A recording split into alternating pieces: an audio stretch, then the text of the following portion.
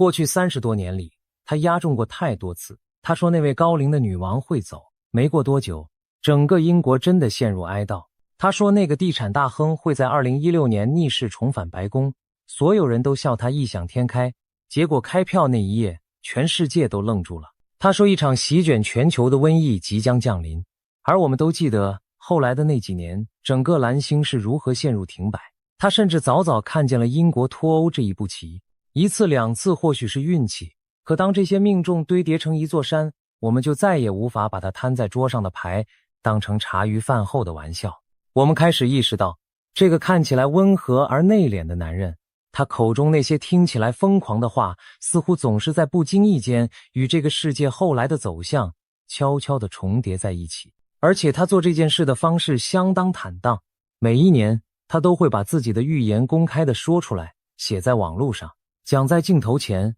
让所有人都能在日后一条一条地去检验，去对照。这份敢于把话说在前头的底气，本身就让他和那些事后诸葛的算命先生拉开了距离。当然，我们从来都不是要把帕克捧成一个无所不知的神，任何一个诚实的人都该承认，他这些年摊开的牌里也有落空的时候，也有那些日后对照起来并未发生的判词。预言这件事本就不是100%的科学，它更像是在迷雾之中努力辨认着远方那个模糊的轮廓。可即便如此，当一个人能够在如此漫长的岁月里一次又一次地说中那些当下看来几乎不可能的事，我们就有理由在他正中落下新的一张牌时停下脚步，认真地听一听。我们今天摊开这9张牌，并不是要吓唬任何人，更不是要替明天的世界下什么定论，我们只是想借着这位预言家的眼睛，去眺望一下那片正在我们前方缓缓成型的迷雾，去想一想，如果这些景象真的有一天成真，我们又该以怎样的心态去面对。而真正让无数人脊背发凉的是2026年的上半年。就在去年底，当大多数人还在为新的一年许下平安喜乐的愿望时，帕克却冷冷地落下一张牌。他说2026年的3月，伊朗的核子设施会遭到一场精准的打击，不是地面部队的全面入侵，而是一场针对领导层与残存核设施的定点清除，来得又急又快，然后戛然而止。当时许多人嗤之以鼻，觉得这不过是又一个危言耸听的剧本。可2026年3月，当第一波打击真的落在德黑兰的上空，当那位执掌伊朗数十年之久的最高领袖在攻击中殒命，当以色列与美国的战机真的只做了定点打击便迅速收手，把后续留给伊朗人自己去面对的时候，我们才不得不承认，他摊开的那张牌分毫不差。那一刻，许多原本半信半疑的人背脊都窜起一股寒意。原来这不是占卜摊上的把戏，这是一个一个正在被现实逐一兑现的判词。而他摊开的另一张牌，此刻正在我们眼前熊熊燃烧。他早就反复警告过，2026年的春天，这个世界最大的震撼将是人工智慧泡沫的破裂。他说，一场出人意料的科技股大修正将会降临，而它会像推倒第一块骨牌那样，引爆全球性的连锁崩跌。就在最近，就在这个夏天还没走远的时候，南韩的股市突然触发了熔断机制，被迫暂停交易。三星与晶片大厂海力士在一个早上就蒸发了 12% 的市值。那天下午，大洋彼岸的纳斯达克应声重挫，紧接着的2-3天里，这场崩跌迅速蔓延成一场全球性的恐慌，投资人争先恐后地逃离与人工智慧沾边的每一只股票，连那家重压人工智慧的老牌软体巨头甲骨文都迎来了自网络泡沫破灭以来最惨烈的一周。就连苹果也因为晶片成本的飙升而宣布调涨产品价格。我们仿佛亲眼看着那张牌从帕克的手中缓缓落下，砸在了现实的牌桌上，发出一声闷响。可这些竟然都还只是热身，因为帕克为2026年的下半年一口气摊开了9张底牌，每一张都指向同一个方向。旧的秩序正在崩解，而新的世界正在剧烈的阵痛中艰难诞生。他甚至替这一年起了一个沉重的名字，一切都将改变的一年。那么这9张底牌上究竟写着什么？我们真的已经走到那个失控的边缘了吗？接下来就让我们一张一张把它们翻过来，看清楚每一张牌背后那个正在向我们走来的2026年下半年。第一张底牌摊开的是金钱的崩塌。我们刚刚说到的那场人工智慧泡沫，在帕克的预言里，远远不只是股市跌几个百分点那么简单。他看见的是一场足以动摇全球信心的金融海啸。为什么这场崩塌如此致命？我们不妨冷静地想一想，这几年人工智慧的故事究竟有多疯狂？一家又一家的科技公司砸下数千亿甚至上兆的资金去建造资料中心，去囤积晶片，去争夺那场所谓的算力霸权。整个市场最值钱的那7家科技巨头几乎扛起了大盘的半壁江山。无论你买的是大盘指数，是退休基金，还是看似稳健的理财商品，你的身家其实早就和这个故事绑在了一起，只是你未必察觉。可这些天文数字的投入换回来的真金白银却少得可怜。有分析直言不讳地指出，整个产业在过去1年里砸下了大约4000亿美元，却只换回了区区600亿美元的营收。这种投入与回报之间巨大的落差，本身就是一个危险的讯号。更可怕的是，这一次的狂欢和当年的网络泡沫还不一样。当年那场2000年的崩盘，赔掉的大多是股民自己的真金白银，赔光也就赔光了。可这一次，背后堆叠的是巨额的债务。一旦成长的神话被戳破，这些债务就会像推倒的骨牌，一路传导到私募基金，传导到银行，传导到保险公司，最后砸在每一个早已不堪重负的普通人身上。在崩盘真正降临之前，其实警钟早就一声声响起。那位曾经精准预言过金融危机的传奇放空大师，早在春天就对着他的数十万读者放话，说这一切就像一场血腥车祸发生前的最后几秒。市场上一份又一份的调查也显示，越来越多的基金经理人把人工智慧泡沫列为心中最大的隐忧。帕克说，这场崩跌虽然来得猛烈，却可能是短暂的，但它会像退潮一样，把全球市场深处那些早已腐朽的结构性弱点赤裸裸地暴露在所有人面前。而当潮水退去，我们才会发现，原来有那么多人一直在裸泳。其实，如果我们把目光放长远一点，就会明白，这样的故事在人类的历史上一再重演。从当年的铁路狂热，到电力的普及，再到收音机的问世，乃至后来那场席卷一切的网络革命，每一次划时代的科技降临，技术本身最终都改变了世界，可围绕着它疯狂膨胀起来的那层金融泡沫却几乎无一例外地破裂了。原因很简单，人们对于回报的期待总是远远跑在了产业真正能够兑现的速度之前。人工智慧无疑是真实而伟大的，它确实正在重塑我们的生活，可这并不妨碍那层包裹在它外面的投机泡沫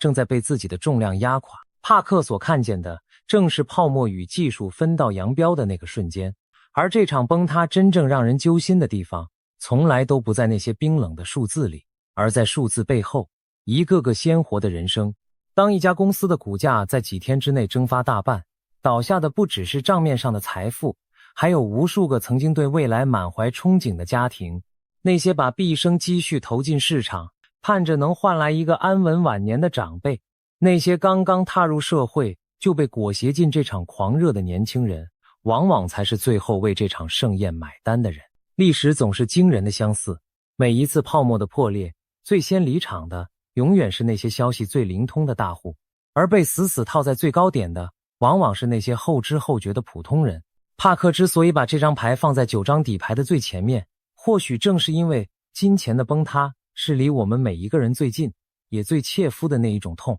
它不像遥远国度的政变那样抽象，它会实实在在地敲打在我们的存折上，敲打在我们对于未来的每一分盘算里。在这张牌的阴影之下，一个我们不愿面对却不得不问的问题浮现了出来。如果连最聪明的钱、最顶尖的机构都会在同一个故事里集体迷失，那么我们这些普通人手中那点微薄的积蓄，又该如何在这场风暴里守住最后的尊严？第2张底牌紧跟着金钱的崩塌一同掀开，那就是加密货币的崩盘。帕克的预言相当具体而惊悚，他说，那个领头的加密货币将会出现高达 70% 的崩跌，而这一跌会在全世界范围内狠狠动摇整个产业的信誉。我们都知道，这些年，加密货币早已不再是极客手中的小众玩具，它和那些科技股，特别是与人工智慧挂钩的股票，越绑越紧，几乎成了同一条绳上的蚂蚱。有数据显示，这枚数位资产对于股市的敏感度已经高到近乎3倍于大盘的程度。股市稍微打个喷嚏，它就可能重感冒一场。当人工智慧的泡沫开始泄气，当机构大户为了求生而同时抛售股票与加密货币，当杠杆之上的多头被一笔笔强制平仓，那场雪崩般的连锁清算就再也没人拦得住。事实上，在帕克落下这张牌之前，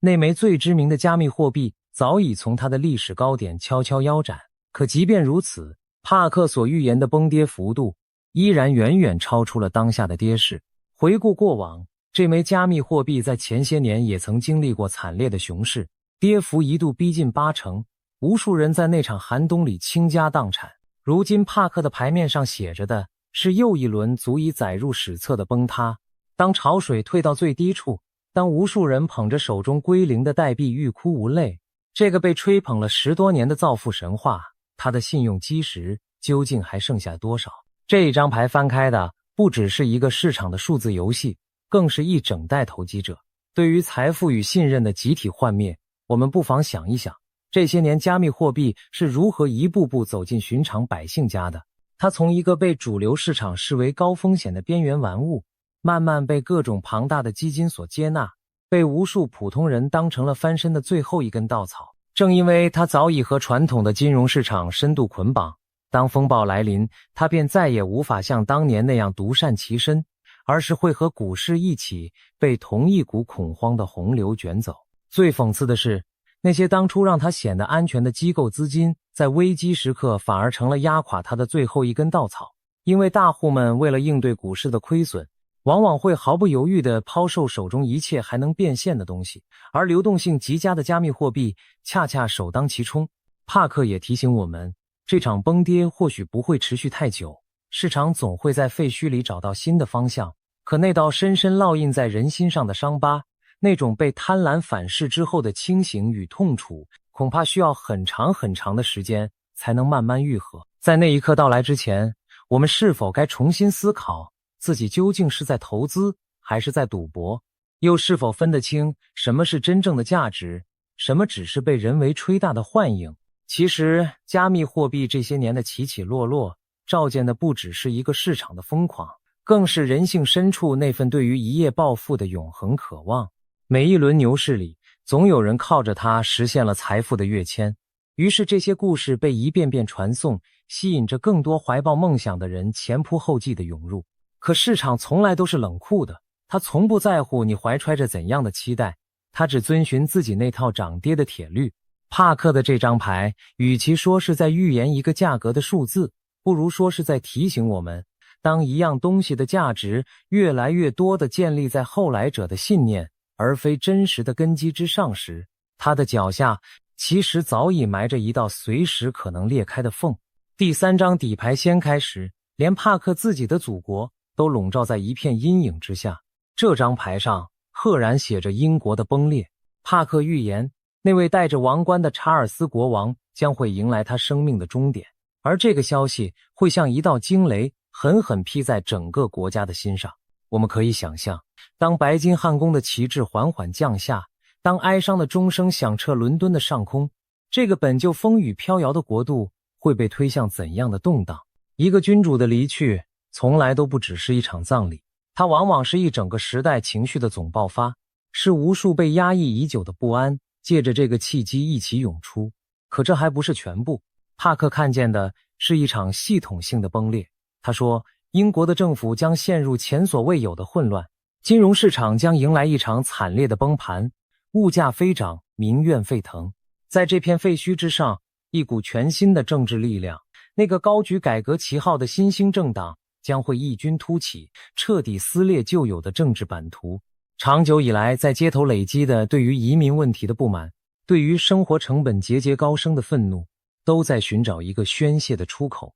而帕克看见，这股力量终将找到他的代言人。而更耐人寻味的是，他说，许多被深埋了许久的丑闻与真相，将会在这场动荡中一一浮出水面。那些曾经被权力与谎言精心掩盖的秘密，终将被命运的手一页一页翻开。与此同时，帕克的牌面上也闪现出另一道微弱却倔强的光。他看见，正是在这片混乱与失序之中，一股对于传统信仰的渴望正在英伦三岛悄悄复苏。许多在物质丰裕里感到空虚的人，开始重新走进那些古老的教堂，寻找心灵的依靠。一个老牌帝国的黄昏，竟以这样一种猝不及防的方式向我们走来。我们不妨多想一层，为什么一顶王冠的陨落会被帕克视为撬动整个英国变局的支点？在那片土地上，许多深层的矛盾其实早已埋藏多年。脱欧之后的经济阵痛迟迟没有平复，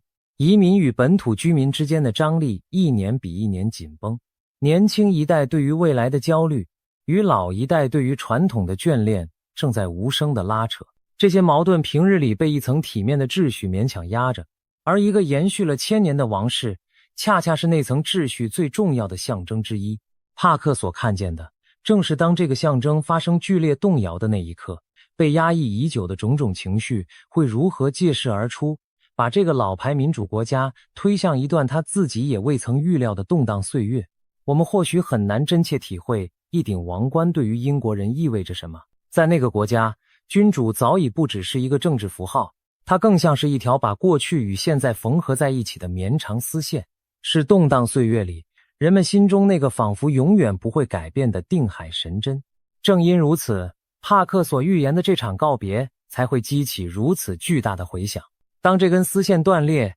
被他暂时压住的种种矛盾，那些关于移民、关于经济、关于身份认同的长期撕裂，便有可能一齐喷涌而出。而这恰恰也是整个西方世界此刻共同的隐忧，一个又一个曾经被视为理所当然的旧有秩序，正在我们这个时代接二连三地受到前所未有的考验。我们不禁要问，当一个延续了千百年的古老象征开始动摇，当人们心中那份对于秩序与传统的信赖出现裂痕，这个国家乃至整个西方世界会不会就此踏上一条再也回不了头的路？第4张底牌把我们的目光重新拉回那片刚刚经历过战火的土地。伊朗，我们开头说过，帕克关于3月打击的预言已经应验，可那仅仅是这张牌的开端。帕克真正看见的是整个神权体制的崩溃。他预言，在那场精准的斩首与打击之后，伊朗将迎来一场深刻的变局。那个统治了这个国家数十年之久的神权政权正在走向它的终局。我们回想一下这上半年的局势，那场打击之后，整个波斯湾的紧张急剧升温，连那条全球石油的咽喉要道荷默兹海峡都一度绷紧到了极点，整个世界都在屏息等待下一步。而帕克的牌面告诉我们，真正的巨变发生在伊朗的内部。最具象征意味的一幕是那位流亡海外的巴勒维家族后裔将以一种充满戏剧性的方式重新回到这个国家的历史舞台中央。我们都知道，巴勒维这个姓氏承载着伊朗在那场改变了一切的革命之前那段截然不同的记忆。那是一个曾经与西方紧密相连的伊朗。如今帕克说，这段被尘封了近半个世纪的记忆，或许将以一种谁也想不到的方式重新被唤醒。帕克的牌面上写着，这场由内而外的巨变会来得很快，会像火山爆发一样猛烈，然后迅速进入一个全新的阶段。一个延续了近半个世纪的政教合一体制，是否真的会在这短短的时间里走向瓦解？而当那个古老而骄傲的波斯文明重新站在命运的十字路口，整个中东的版图又将被怎样彻底改写？牵动全球的油价又会在这场巨变中掀起怎样的惊涛骇浪？帕克的牌面没有给出温柔的答案，他只是冷静地告诉我们，旧的铁幕正在裂开，而裂缝的另一头是希望还是更深的混乱。没有人能够真正打包票。我们可以把时间的指针往回拨一拨，将近半个世纪以前，那场席卷伊朗的革命彻底改变了这个古老国度的面貌，也重塑了整个中东的权力格局。从那以后，这个地区的许多冲突与恩怨都与那场巨变有着千丝万缕的联系。如今帕克所预言的是那段历史可能再一次走到它的转折点。一个延续了数十年的体制，如果真的开始松动，激起的连锁反应将是难以估量的。它牵动的不只是一个国家的命运，更是周边无数势力之间那张紧绷已久的网。而对于我们这些远在东方的旁观者而言，最直接的牵连往往就藏在每一桶石油的价格里，藏在每一次能源市场的剧烈波动之中。一个遥远国度的风吹草动，最终都可能化作我们加油站里那串跳动的数字，化作我们日常生活里那些细微却真实的涟漪。而帕克牌面上那位重返舞台的巴勒维家族后裔，其象征意义恐怕远远超过了一个人的去留。它代表的是一个国家在经历了近半个世纪的某种道路之后，内心深处那股对于另一种可能的隐秘向往。历史有时候就是这样充满了戏剧性，被尘封多年的记忆，往往会在某个谁也预料不到的时刻，重新被人们从箱底翻找出来。我们无从断定帕克的这张牌究竟会以怎样的形式兑现，可它至少告诉我们，在那片古老的土地上，没有什么是真正一成不变的。任何看似坚不可摧的体制，内里都可能正悄悄酝酿着属于它自己的下一场巨变。第5张底牌是这9张牌里最让我们屏息凝神的一张，因为它指向的是那个与我们血脉相连的庞大邻邦——中国。帕克的牌面上写下了4个沉重的字：由盛转衰。他预言，这将是那个执政党走向某个转折的开端。我们先别急着下任何结论，只是平静地看看他究竟摊开了什么。他说，他看见的是一场越来越明显的内部分裂，许多人的薪水发不出来了，许多债券被冻结了，整个经济的机理之下正涌动着一股令人不安的暗流。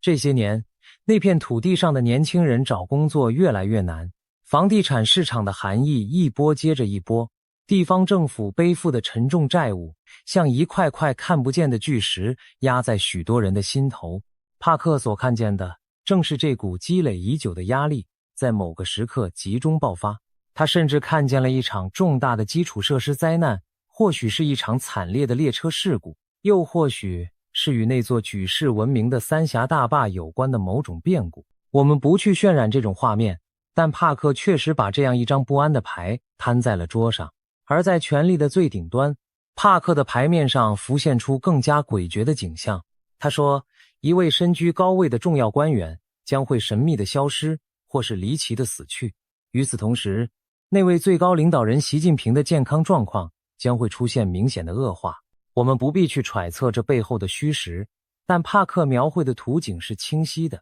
他看见这个庞大的国家正在走向某种程度的分化，而在这场分化的尽头，他甚至大胆地预言，一个由若干个追求自治的区域所组成的全新格局，或许将会在未来的某一天浮现于这片古老的土地之上。这究竟是预言家的妄想，还是命运早已写好的剧本？我们生活在他的隔壁，每天的呼吸都与这片土地的潮汐息息相关。一边是庞大的市场与深厚的渊源，一边是难以预料的变局与风险。因此，对于这张牌，我们既无法轻易地嗤之以鼻，也不该盲目地拍手称快。一个如此巨大的邻居，无论它走向繁荣还是动荡，激起的浪花都必然会拍打到我们的岸边。我们必须诚实地承认，预言终究是预言，它不是新闻，更不是定局。帕克所看见的这些景象，有些或许会以某种形式发生，有些或许永远只停留在牌面之上。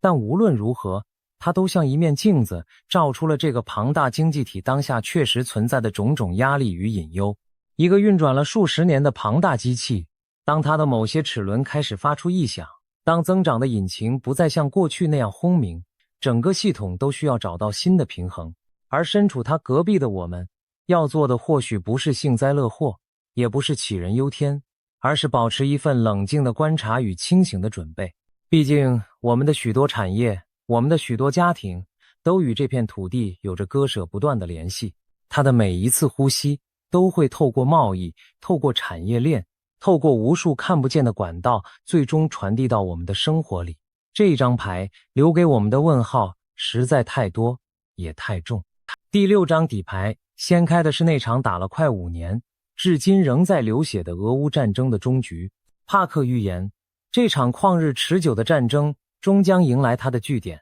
而结束的方式是一条通往克里米亚的陆上走廊。我们回顾这上半年，这个预言的轮廓正变得越来越清晰。从年初开始，美国便不断的居中斡旋，先是在中东，后来又转到日内瓦，把乌克兰与俄罗斯的代表一次又一次的拉到谈判桌前。可这场谈判却始终卡在那块名叫顿巴斯的土地上，谁也不肯让步。俄罗斯坚持要拿下整个区域，乌克兰则寸土不让。双方甚至在春天各自宣布过互不相让的停火，前脚刚刚放下枪，后脚就在炮火中互相指责对方先撕毁了承诺。帕克的牌面上写着，最终将会在那个地产大亨与普丁之间达成一笔出人意料的交易，俄罗斯会保住一条狭长的战略地带，从而为这场战争画上一个并不圆满的休止符。可帕克紧接着又补了一句意味深长的话，他说，战争结束了，但紧张并不会消失，它只是换了一个地方，悄悄转移到了更遥远的东方。这句话值得我们每一个亚洲人都竖起耳朵反复品味。除此之外，他还看见了一些隐秘的角落，乌克兰对俄罗斯境内工厂发动的那些不为人知的秘密袭击，以及俄罗斯与中国之间因为军火与印度问题而渐渐浮现的裂痕。我们总以为那是一个牢不可破的联盟，可帕克却看见，在共同的利益之下，猜忌与算计从未真正停止。原来在这盘大棋上，没有谁是真正永远的盟友，所有的拥抱背后都藏着各自的算盘。而那句紧张将转移到东方的预言，更是让生活在这片区域的我们心头莫名的一沉。当西方的硝烟渐渐散去，那股无处安放的张力会不会真的顺着风飘向我们所在的这片海域？这句看似轻描淡写的预言，其实藏着一个冷峻的逻辑。一场旷日持久的大国冲突从来都不会凭空消失，它所积累的能量往往只是换了一个出口。当一个地区的紧张被暂时按下，全球的目光与资源便会重新分配，而那些原本被掩盖在大战阴影之下的矛盾，便有可能趁机浮上台面。帕克所说的东方，正是我们脚下这片土地所在的方向。我们无从知晓这个预言究竟会以怎样的形式展开，但它至少提醒了我们一件事，这个世界是一个牵一发而动全身的整体，遥远战场上的一次握手言和，未必就意味着天下从此太平，它也可能只是把舞台的聚光灯悄悄转向了另一个角落。对于生活在这个角落里的我们来说，读懂这层弦外之音，远比单纯的为一场战争的结束而欢呼要来得重要得多。我们不妨顺着帕克的这个提醒，再往深处想一想，一场大国之间的角力，往往并不会因为某一处战火的平息而真正落幕，它更像是水流，这边堵住了，那边便会另寻出口。当欧洲的这口锅暂时被盖上，那些原本牵制在西线的目光与筹码便会空出手来，转向那些长久以来悬而未决的角落。而放眼整个世界，还有哪一片区域比我们所在的这片海域更牵动着大国之间那根敏感的神经呢？帕克没有把话说得更白，可那句紧张将转移到东方，对于我们而言分量实在太重，重到我们无论如何都无法把它仅仅当成一句遥远的预言轻轻放下。第7张底牌，把镜头从遥远的战场拉回到我们以为最安稳的西方世界的内部，而这张牌上的景象却是一场正在发酵的文化内战。帕克预言，整个欧洲与北美将被一波又一波的社会动荡所席卷。他看见反对移民的怒火将在法国、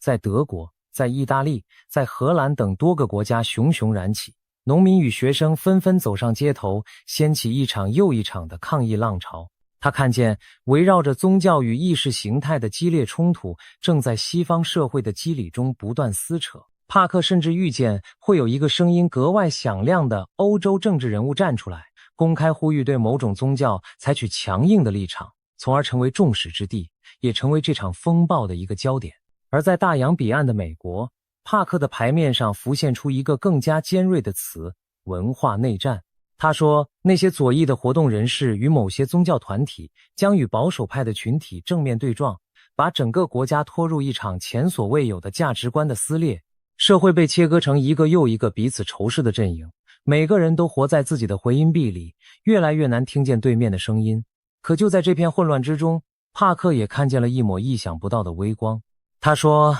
正是在这种冲突与动荡之下，一股传统信仰的复兴正在悄然兴起。越来越多的人开始在古老的精神家园里重新寻找他们失落已久的归属与安宁。一边是崩解与对立，一边是回归与重生。这或许正是一个旧时代落幕时最真实也最矛盾的模样。帕克仿佛在用这张牌告诉我们，当外在的世界越是动荡不安，人们向内寻找心灵支点的渴望就越是强烈。这股力量最终或许会成为乱世之中把人们重新凝聚在一起的那根绳索。那么我们又该如何在这个越来越容易被撕裂的时代里守住内心那份不被仇恨绑架的清明与柔软？帕克在这张牌上所描绘的其实是一个许多人都能隐约感受到的趋势。在这个资讯爆炸的年代，我们每个人都越来越容易被推进一个只听得见同类声音的小房间里，演算法不断地喂给我们想看的东西，于是立场越来越极端，对面的人越来越像敌人，温和而理性的中间地带正在被一点一点地挤压殆尽。帕克所预见的那场文化内战，与其说是某一场具体的冲突，不如说是这种集体心态走到极致之后的必然结果。而他所看见的那股信仰复兴的暗流，恰恰是人们在这种极端撕裂中本能的想要重新寻找意义与联系的渴望。当外在的一切都变得喧嚣而对立，人们便会不由自主地转向内心，去追问那些更恒久的问题：我是谁？我为何而活？我又与他人共享着怎样的命运？也许乱世真正的解药从来都不在那些激烈的对抗里，而在每一个人重新学会倾听与包容的那份柔软之中。第8张底牌摊开时，与我们脚下这片土地的距离前所未有的接近。这张牌指向的是亚太地区暗流涌动的风暴。帕克预言，南海的局势将变得越来越紧张，而印度也将被卷入这场区域的角力之中。对于我们这些生活在这片海域边缘的人来说，这几个字分量格外沉重。我们太清楚，这片看似平静的海面之下，这几年来累积了多少看不见的暗礁与张力，多少艘船在这里擦肩而过时都绷紧了神经。而在这场风暴里，帕克也看见了一个新的主角正在崛起。他说，澳洲将会异军突起，成为一个重要的战略与科技力量，在这盘庞大的棋局中扮演越来越关键的角色，甚至连那些最前沿的火箭发射都将选择在他的土地上进行。除此之外，他甚至在牌面的角落看见了一场美国与古巴之间全新的对峙正在酝酿，仿佛一段尘封已久的历史又要重新被翻动。当太平洋的这一端与那一端同时绷紧神经，当一个又一个原本沉默的力量被推上前台，我们所熟悉的那种势力平衡正在被一只无形的手悄悄重新洗牌。生活在这座岛屿上的我们，身处风暴可能经过的路径之上，又该以怎样的清醒与冷静去看待这一切的风起云涌？帕克并没有给出一个明确的剧本，他只是把这张写满了张力的牌轻轻推到我们面前，仿佛在说，最该保持警觉，也最该保持理智的，恰恰是身处风暴中心的那些人。在大国博弈的夹缝里，如何不被恐惧裹挟，也不被轻率冲昏头脑？这是一道没有标准答案，却又必须由我们自己亲手作答的考题。我们生活在这片海域之上，对于这张牌的感受，注定比世界上任何其他地方的人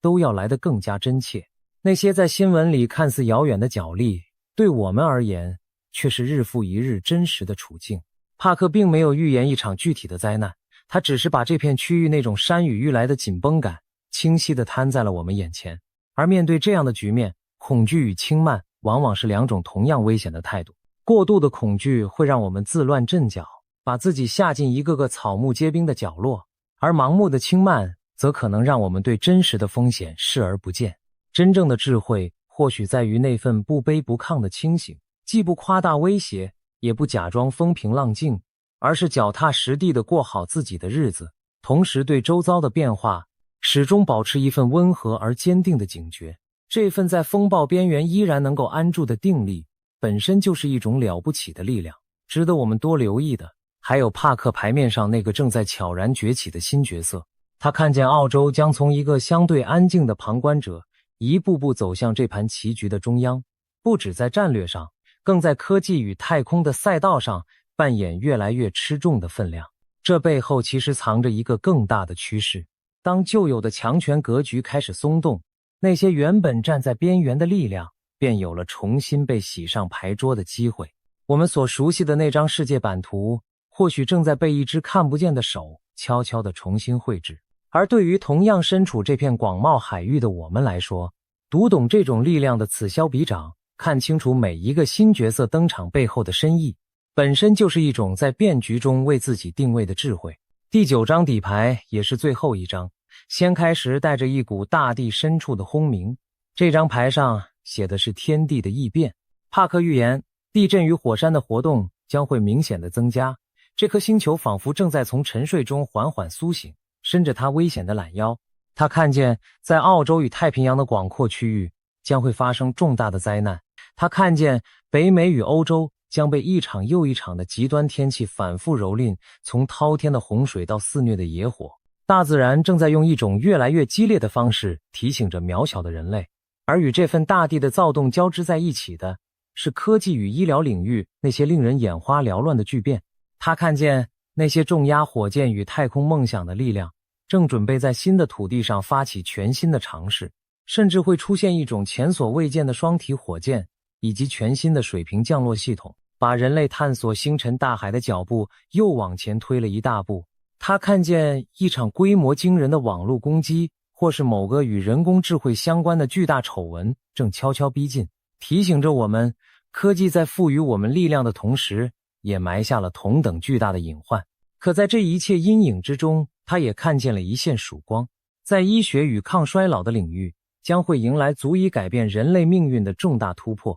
那些困扰了我们千百年的难题，或许正等待着被一一解开。一边是大地的怒吼与科技的失控，一边是生命的延续与希望的微光。这最后一张牌把整个2026年那种撕裂的气质推到了极致。也许这正是帕克想留给我们的最后一重隐喻。这颗星球，这个文明，从来都是在毁灭与新生的钢索上颤颤巍巍地往前走着，而我们正好站在了又一个转折的关口，脚下是万丈深渊，头顶却也有星光。这最后一张牌其实藏着一个关于我们这个时代最深刻的矛盾。一方面是大自然以越来越激烈的方式向我们发出警告，提醒着人类在这颗星球面前的渺小与脆弱；另一方面又是人类的智慧以前所未有的速度向前奔跑，把我们带向星辰大海，甚至开始触碰那个关于衰老与生命的古老谜题。我们从来没有像今天这样强大，也从来没有像今天这样清楚地意识到自己手中力量的双刃。同样是科技，它既可以是把人类送上太空的火箭，也可以是瘫痪一座城市的网络攻击。同样是进步，它既可能延长我们的寿命，也可能带来我们尚且无法驾驭的全新风险。帕克把这一切交织的图景摊在最后，仿佛是在告诉我们，崩坏与新生，毁灭与希望，从来都不是两件先后发生的事，而是同一枚硬币的两面，同时存在于我们所处的这个时代之中。这种矛盾其实也正是帕克留给我们最深的一道思考题。我们这一代人何其有幸，又何其艰难，恰好站在了这样一个前所未有的十字路口上。我们亲眼见证着人类的智慧把不可能变成可能，把神话变成日常。可与此同时，我们也比历史上任何一代人都更深刻地感受到，这份力量一旦失控，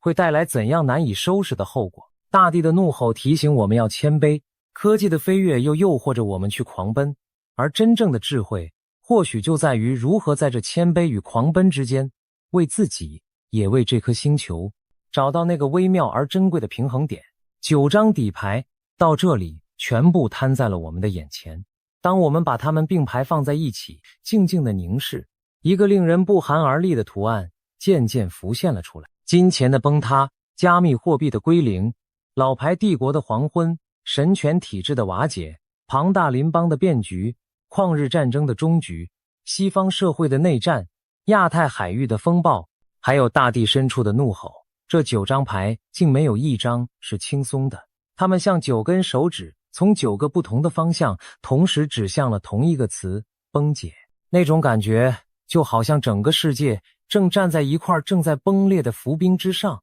脚下传来一声又一声令人心慌的脆响。我们或许会忍不住要问，为什么这么多的危机会不约而同地挤在这短短的1年里，仿佛整个世界商量好了一般，要在同一个时刻集体掀牌。其实如果我们把这9张牌再看得仔细一些，就会发现它们之间并非彼此孤立，而是像一张盘根错节的网，彼此牵连，互相牵动。金融的崩塌会加剧社会的对立，社会的对立会动摇政治的根基，政治的动荡又会反过来冲击全球的经济与安全。一个环节的松动，往往会顺着这张看不见的网，一路传导到最遥远的角落。这正是我们这个高度连结的时代最深刻的特征，也是它最脆弱的地方。在过去，一个帝国的衰落或许需要漫长的数十年才能波及邻邦，可在今天，地球另一端的一场风暴，可能在几个小时之内，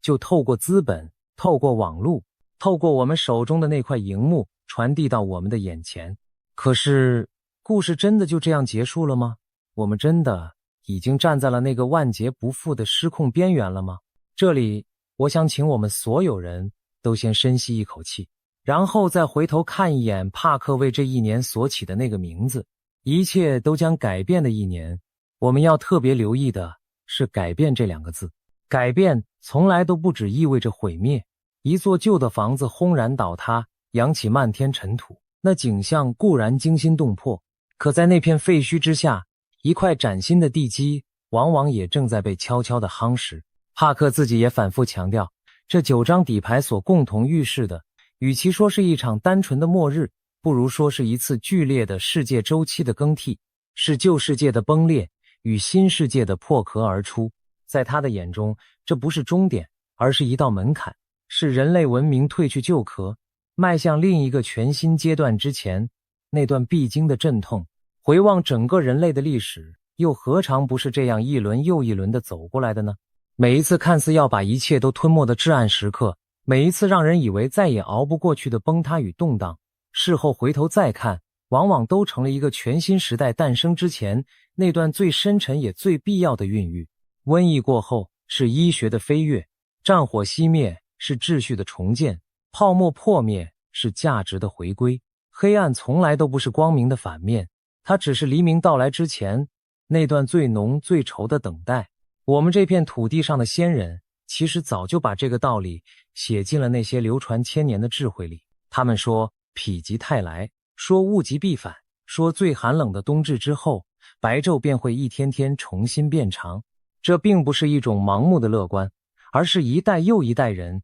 在无数次的苦难与重生之中反复验证过的规律。一个旧的循环走到尽头，一个新的循环便会悄然开启。天地之间的这份节律从未真正改变过。帕克用他的方式看见了旧世界的崩裂，而我们的先人则用他们的方式早早地看见了崩裂之后那必将到来的更新。我们之所以会感到恐惧，或许并不是因为这个世界真的要完了，而是因为我们太习惯于旧的秩序，以至于每一次告别都让我们本能地感到疼痛与不安。所以当这9张底牌一张张掀开，当帕克那略带沙哑的声音一次次说中那些我们本不愿相信的事，我想他真正想提醒我们的，或许并不是让我们躲进角落里瑟瑟发抖，去等待一个注定的结局。恰恰相反，他是想让我们在这场即将到来的巨变里多一分清醒，多一分从容，也多一分准备。当金融的浪潮退去，我们是否守得住自己的本分与底线？当社会的对立加剧，我们是否还记得彼此身上那份共同的温度？当大地与时代同时开始震动，我们是否还能在内心深处为自己留下一方安宁的角落，安放那颗不至于随波逐流的心？说到准备，其实它从来都不是什么惊天动地的大事，它可能只是在这个人人追逐热钱的时代，我们愿意多留一分清醒，不把全部的身家都压在某一个被吹得天花乱坠的故事上。它可能只是在资讯的洪流里，我们愿意多一分耐心，去听一听与自己立场不同的声音，而不是急着把对方划进敌人的阵营。他也可能只是在日子顺遂的时候，我们依然愿意未雨绸缪，为自己也为家人留下一条可以从容转身的后路。真正的准备往往藏在这些不起眼的日常选择里，它不是让我们活在恐惧之中，整日提心吊胆地等待灾难降临，而是让我们在面对任何变局时，心里都能多一份笃定，脚下都能多一份稳当。一个内心安定的人，无论外面的世界如何翻天覆地，他总能在风浪之中为自己和身边的人撑起一方小小的晴空。这份从容，这份定力，才是我们在这个动荡年代里最值得为自己准备好的那张底牌。预言从来都不是命运的判决书，它更像是命运在我们耳边提前吹响的一声哨音。它告诉我们暴风雨即将来临，可如何在暴风雨中站稳脚跟，如何在风浪平息之后迎接那道崭新的曙光，这支笔始终都握在我们自己的手里。帕克摊开了他的9张底牌，而真正的那一张，那张决定我们将走向毁灭还是重生的牌，从来就不在牌桌上。它一直都在我们每一个人的心中。在我们面对未知时，是选择恐惧还是选择从容，是选择对立还是选择相守的那一念之间。今天我们要聊一艘船，一艘没有人见过却几乎人人都听过的船。它没有甲板，没有汽笛，没有救生艇，它在古老的传说里有一个让人脊背发凉的名字，叫做黄泉客轮。据说它每隔一段年月就会悄无声息地驶进人间的港口，停靠在你我看不见的码头，然后在某个雾气浓重的清晨拉响只有王者才听得见的铃声，带走一批又一批早已订好票却浑然不知的旅客。他从不挑剔身份，不论你富贵或贫寒，年轻或年迈，只要他的名单上写着你的名字，那一程你就非走不可。而现在有一个自称来自2058年的女人，正隔着将近30年的时光对我们大声喊话。她说，这艘船已经买好了票，排定了航班，就要在2026年最后的这7个月里再一次无声的靠岸。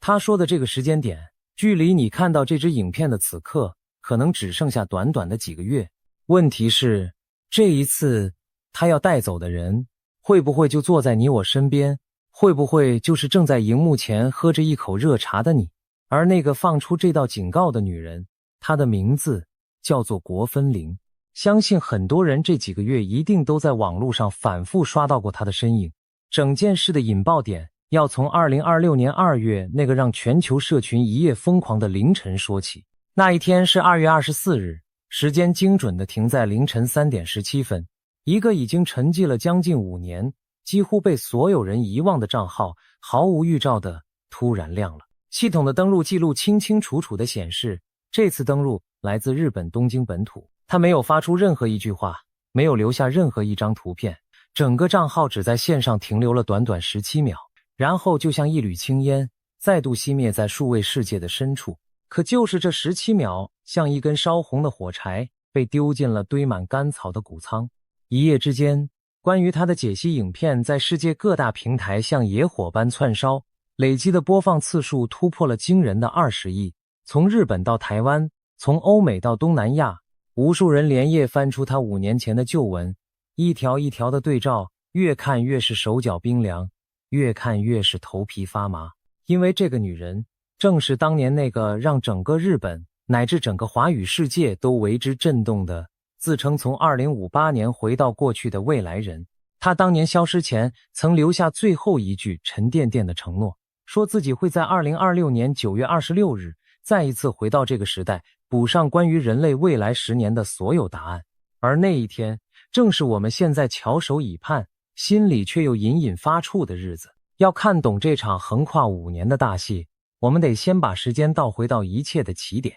2019年的12月，当时在日本一个匿名的网络讨论区里，悄悄冒出了一个自称来自2058年的人。他说自己本名国分玲，生于2034年，在2058年的时候是一所国立大学建筑系的研究生。他讲了一个听起来活脱脱像科幻小说的故事。他说他并不是孤身一人胡乱穿越时空的，而是参与了一个由来自日本与中国的13名研究生共同组成的秘密团队。他们呕心沥血，合力打造出了一台能够进行时空转换的装置。而他之所以会被选中，成为那个回到过去的人，原因既现实，又巧妙地让人拍案。因为他知道自己那位已经过世的父亲生前的银行账户。换句话说，这个团队真正需要的是一个能够把资金跨越漫长时间运送过去的人。他们要在过去埋下一笔财富的种子，再等到遥远的2058年取出收割，用来支撑这个耗资庞大的研究计划。而国分灵就是那个被命运选中的跨越时空的汇款员。这个开头如果仅仅只是这样，那他和网络上千千万万个信口开河的吹牛者没有任何区别，顶多博君一笑，隔天就被人忘得一干二净。真正让所有人猛地闭上嘴，开始正襟危坐盯着他看的是接下来陆续发生的那些事。他在还没有任何一个人相信他的时候，就甩出了一连串具体的预言，而这些预言竟然一个接着一个精准地成真了。他说，东京奥运会地主国日本将会拿下27面金牌。后来奥运落幕，日本的金牌总数不多不少，正好就是27面。他说2020年的3月，全球的股市会因为一场席卷而来的疫情而暴跌，日本的日经指数会应声崩盘。后来新冠疫情吞没了整个地球，那年3月的那场股灾至今仍是许多投资人午夜梦回时的噩梦。他说，当时的日本首相安倍晋三会辞去职务，而接替他上台的人会是菅义伟。后来安倍果然以健康因素为由请辞下台，接棒的正是菅义伟。他甚至大胆地说出了一个极其具体的日期，他预言东京奥运会将会延期，最终会在2021年7月23日举行。而那场因为疫情硬生生延后了一整年的奥运会盛大开幕的那一天分毫不差，正是7月23日。你能想象当年那些网友一条一条翻看这些被精准命中的旧闻时是怎样一种毛骨悚然的心情吗？一条两条也许可以说是巧合，可当这么多精准到日期、精准到数字的预言层层叠叠的一字排开摆在你面前时，那种仿佛被冰水从头浇下的真实感，会让任何一个再怎么铁齿的人都忍不住开始动摇。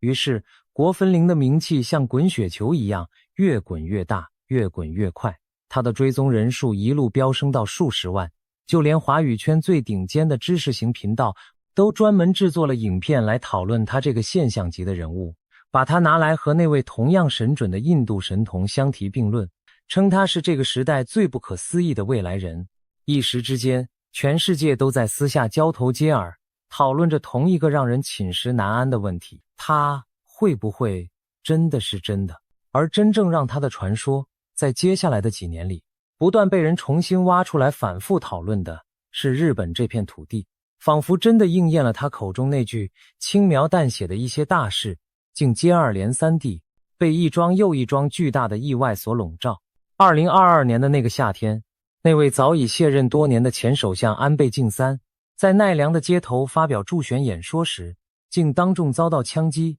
尽管被紧急送医抢救，最终仍旧回天乏术，不治身亡。消息一出，举国为之哗然，全世界都受到震动。而紧接着没过多久，又传来了知名漫画家高桥和希骤然离世的噩耗。一桩接着一桩的震撼头条，像一波又一波的潮水，狠狠拍打着每一个日本人，乃至每一个关注日本的人的神经。于是每当又有一件大事猝不及防的爆发，人们就会像被什么牵引着一样，下意识地再一次冲回国分灵那个账号的底下，瞪大了眼睛反复翻找，心里只盘旋着一个挥之不去的念头：这些他到底有没有早就预见到？也正是这种一次又一次的回流与重温，让他的名字硬生生的在无数人的记忆里被反复的擦亮，再擦亮，最终烧成了一个谁也无法忽视的符号。而要真正看懂这一场席卷全球的集体着迷，我们还得低下头来认识3个悄悄藏在我们每一个人脑袋里的小机关。第一个机关叫做后见之明的偏误，它的意思是说，当一件事情真的发生了之后，我们的大脑会强烈地产生一种错觉，觉得我其实早就知道会变成这样。于是那些事前看起来明明模棱两可的说法，在结果揭晓的那一刻，瞬间就被我们脑补成了无比精准的神谕。第二个机关叫做巴纳姆效应，它指的是当一段描述足够笼统、足够开放时，几乎每一个读到它的人都会由衷地觉得，这说的可不就是我吗？街头巷尾那些算命摊子赖以为生的，靠的正是这一套放诸四海皆准的话术。第三个机关则叫做确认偏误。我们的大脑会死死地记住那寥寥几条惊人的命中了的预言，把它们当成宝贝反复把玩，却会不知不觉地自动忽略掉它们背后那一大堆悄无声息的落空，从来无人问津的失败。当这三个机关在同一个夜里一起轰隆隆地开始运转，一个原本再平庸不过的网络账号就会在我们自己的脑海里被我们亲手一刀一刀地雕刻成一座金光闪闪的名叫神准的祭坛。这一切并不是因为我们愚蠢，恰恰相反，这只是因为我们都是有血有肉，会害怕也会期待的人。其实在人类匿名的网络历史上，国分零并不是第一个自称来自未来的人。早在20多年前的2000年到2001年之间，在大洋彼岸的美国网络论坛上，就曾出现过一位震动世界的传奇人物。他自称是来自2036年的军人，化名约翰提托。他描述了一个被战争与动荡撕裂的未来世界，留下了一堆似是而非的预言，然后同样神秘的消失，从此再无音讯，成为网络世界一个永恒的谜。从那位2036年的军人到今天这位2058年的建筑系研究生，你会发现未来人这个都市传说几乎成了人类在每一个焦虑时代都会自发长出来的一种精神产物。而日本那些高度匿名的讨论区文化更是这类传说最肥沃的温床。在那里，没有人需要为自己的身份负责，一个足够精彩、足够缜密的故事就能在一夜之间长出翅膀，飞遍全世界。理解了这个背景，我们再回头看国分零，心里或许就能多一分清醒。这不是孤立，而是一个源远流长、反复上演的剧本。只是这一次，这位主角的剧本写得格外逼真。除了这些令人胆寒的命中，国分零还顺带为我们描绘了一幅2058年的世界图景，而这幅图景恰恰是让许多人深深着迷的另一个原因。他说，在那个年代已经有了会飞的汽车，但并不是满天乱飞的混乱景象，而是仅仅被应用在救护车、消防车这一类紧急车辆上，或者用于岛屿与岛屿之间的快速运输。他说，未来虽然已经没有了我们今天熟悉的这种手机，但有一种功能类似的通讯装置，做得更薄更小，薄的就像一张信用卡。他甚至细致地描述了未来的马桶，说那是一种能在你居家如厕时，顺便就帮你检测粪便健康状况，再自动把资料通知给你家庭医生的智慧装置。这些细节琐碎的近乎无聊，可正是这种无聊，反而让很多人觉得格外真实。因为一个单纯只想骗人博取流量的人，又何必费尽心思去编造一个马桶的功能呢？这种看似多余的真实感，正是整个故事最迷人也最危险的钩子。更让人坐立难安的是他对未来世界格局那几句语焉不详却又意味深长的描述。他隐约提到，在未来的某个时间点，东亚的政治版图会发生剧烈的变动。他谈到了一些关于大型企业、关于经济干预、关于民主化浪潮在幕后悄然涌动的片段，甚至隐晦地提及，在2039年前后会出现一场足以改变一切的巨变。他的说法支离破碎，东一块西一块，像极了一个人努力回忆很久很久以前读过的历史课本，记得大概的走向与轮廓，却怎么也说不清具体的细节与来龙去脉。这些话在当年没有任何人能够验证，放到我们今天这个时间点依旧无法验证。但也正因为无法验证，它才像一根极细的刺，轻轻地扎进每一个关心这片土地命运的人心里，不疼，却时时刻刻提醒着它的存在。我们今天不去深究这部分内容的真假对错，但我们必须承认，正是这种对宏大历史的暗示，让国分零的形象从一个单纯算命的悄悄地升级成了一个仿佛握有人类整本剧本的执笔者。然后就在所有人都对他深信不疑，把他的每一句话都奉为圭臬的时候，他毫无征兆地消失了。2021年9月26日，他发出了最后一篇公开的文章。他在文章里平静地写道，这一天是他能够停留在这个时空的最后一天，他必须要返回2058年了。他没有哭天抢地，没有依依不舍，只是淡淡的预告自己将会在整整5年之后，也就是2026年9月26日再一次归来。到那个时候，他会把关于人类未来10年的所有答案一次性的全部补齐。说完这句话，这个曾经搅动了全球舆论的账号就此沉入了一片长达5年的死寂。而在这漫长的5年里，世界发生了什么？我们每一个人都亲身经历过战争、疫情、通货膨胀、能源危机，一场接着一场，从来不曾停歇。可那个曾经仿佛预言过这一切的女人，却像是从来不曾在这个世界上存在过一样，再无半点声息。直到2026年2月那个寒冷的凌晨，那短短的17秒，才像一道闪电，把所有人尘封已久的记忆瞬间轰然引爆。那几天，整个网络世界几乎陷入了一种难以言喻的集体癫狂。有人不眠不休，一帧一帧地去反复分析那17秒登入里的每一个细节。有人翻出了世界地图，一脸认真地计算着东京的凌晨3点17分，在2058年那个遥远的未来，究竟对应着一个什么样的时刻？是出发还是抵达？又有人把这串数字拿去和他过往所有的贴文一一比对，试图从中破译出某种隐藏的密码或暗示。短短几天之内，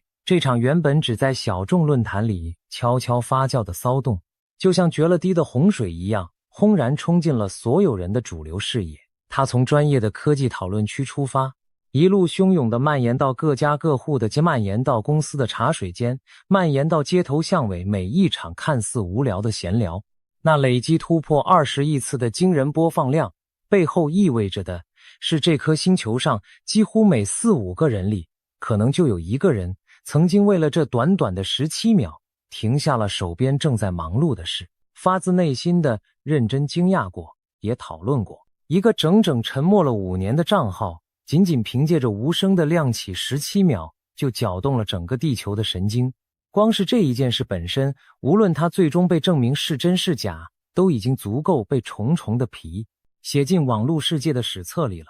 而这里恰恰藏着一个我们很容易忽略却又格外危险的陷阱。当你亲眼看到一个说法已经累积了20亿次的点阅，当你发现身边几乎每一个人都在认真地谈论着同一件事的时候，你的内心深处会不由自主地升起一个念头：这么多人都在说，这么多人都在信，那它恐怕不会是假的吧？这种感觉在心理学上有一个非常贴切的名字，叫做从众，又或者说社会认同。我们本就是群居的动物，在漫长的演化岁月里，跟随大多数人的选择往往就意味着更安全，于是我们的大脑几乎是天生地就倾向于把人多直接等同于正确。可你只要稍微冷静下来，仔细想一想，就会立刻发现，一件事情被多少人转发，被多少人讨论，和这件事情本身到底是真是假，根本就是两码子事。那20亿次的点阅，它真正能够证明的从来都不是国分零到底说对了什么，它能证明的仅仅只是这个故事本身实在是太精彩，太能撩动人心了。一个谎言只要编得够动听，它跑遍全世界的速度往往比真相穿好鞋子还要快得多。所以下一次，当你又因为一件事情实在太多人在谈论而开始隐隐动摇的时候，请务必轻轻地提醒自己一句：热闹从来都不等于真相。而真正让事情从一场集体的怀旧彻底演变成一场全球性恐慌的，是那次17秒登入之后的第3天。2026年2月27日，在日本的技术论坛上，悄然流出了一张据称是有人从伺服器的缓冲区里硬生生扒出来的截图。如果这张截图是真的，那它的意义就太过可怕了，因为它显示国分零在那短短的17秒里并不是什么都没做。他写下了一篇贴文，但他把这篇贴文设成了仅限自己可见，所以在当下没有任何一个人能看到它的内容。可偏偏这篇本该被牢牢锁在私密世界里的草稿，被人从伺服器的暂存资料中给挖了出来，暴晒在所有人眼前。而这篇草稿的内容，正是他当年承诺要补上的那份横跨2026年到2035年整整10年的未来大预言。想想看，一篇连发布者本人都打算藏起来的私密草稿，却被公诸于世，这种感觉本身就带着一股说不出的诡异与宿命感。接下来，我们就要一条一条把这份让全球无数人彻夜难眠的清单摊开在阳光底下，细细拆解。不过在我们动手之前，有一件事必须先重重地说在前头。这张在网络上疯传的截图，从它出现的第一秒起，就从来不是什么铁证，质疑的声浪几乎和惊叹的声浪一样大。你仔细想想，要从一个伺服器的暂存缓冲区里，把一篇设成仅限本人可见的私密草稿完完整整地挖出来，这在技术上本身就疑点重重。而更关键的是，我们早已身处在一个修图软体和生成工具唾手可得的年代，单单一张截图的可信度早就被稀释到几乎为零。再加上一篇本该被作者牢牢藏起的私密草稿，偏偏就这么巧地外露了出来，内容又写得如此耸动，如此具有戏剧张力，每一个环节都刚刚好踩在最能引爆话题的那个点上。这一切到底是命运不可思议的安排，还是一场被精心设计过的演出？所以接下来我要为你一条一条拆解的这份清单，请你务必先在心里替它打上一个大大的问号。我们现在要做的是冷静地分析一个故事，而不是虔诚地背诵一份来自未来的判决书。清单上的第一条指向了俄乌战争，他在草稿里写下了一个精确到让人发毛的日期。他说，俄罗斯与乌克兰将会在2027年3月17日正式签署停火协议，而真正意义上的全面和平协议，则要一直等到2035年才会最终落笔。请你一定要注意这个说法里微妙的层次。我们把镜头拉回到你我此刻所身处的2026年年中，你会惊讶地发现，这场已经打了好几年的惨烈战争，这段时间以来确实出现了一些松动的迹象。就在2026年的春天，交战的双方曾在复活节前后达成过一次只有30多个小时的短暂停火。到了5月，又在胜利日纪念活动前后，在外部势力的居中调停之下，宣布了一次为期几天的停火。连两国的最高领导人都先后对外放出话来，暗示这场旷日持久的战争也许正在缓缓走向终点。然而，这些停火全都只是昙花一现的人道喘息罢了。炮火在所谓的停火期间依旧零星作响，双方互相指责对方率先违约。真正具有约束力的全面停火协议，至今连一个字都没有真正签下。换句话说，国分零的这条预言并没有说现在就会停，他说的是2027年的3月，这就形成了一种无比折磨人的悬念。眼前的局势明明正在朝着他所说的方向一寸一寸的滑动，却又迟迟没有真正抵达他画下的那个终点。我们究竟是正走在他预言好的轨道上，还是只是被一连串看似关联的巧合牵着鼻子在走？这个答案恐怕要等到明年的春天才会真正揭晓。而清单上真正让全球倒抽一口凉气的是第2条，也就是让那艘皇权客轮得以启动的真正引擎。他在草稿里写道，2026年的12月，全球将会出现一种全新的呼吸道病毒，而这种病毒的传播力是当年那场新冠的整整3倍。他接着补上了一句，说这场新的疫情会在2027年的6月得到控制。你发现了吗？这个时间点正是这支影片的标题里那个让人心头一紧的关键。从你看到这支影片的此刻到2026年的年底，恰恰就是这最后的7个月。如果他说的是真的，那么这7个月就是皇权客轮缓缓驶入我们寻常生活的整段航程，而他要带走的可能就是毫无防备的我们之中的任何一个人。传播力3倍于新冠，这个冷冰冰的数字一旦成真，意味着的就不只是又一次的封城，又一次的抢购口罩，而是一场规模可能更加庞大，蔓延可能更加迅猛的全球风暴。回想一下当年那场疫情是如何彻底的、不可逆地改写了我们每一个人的工作、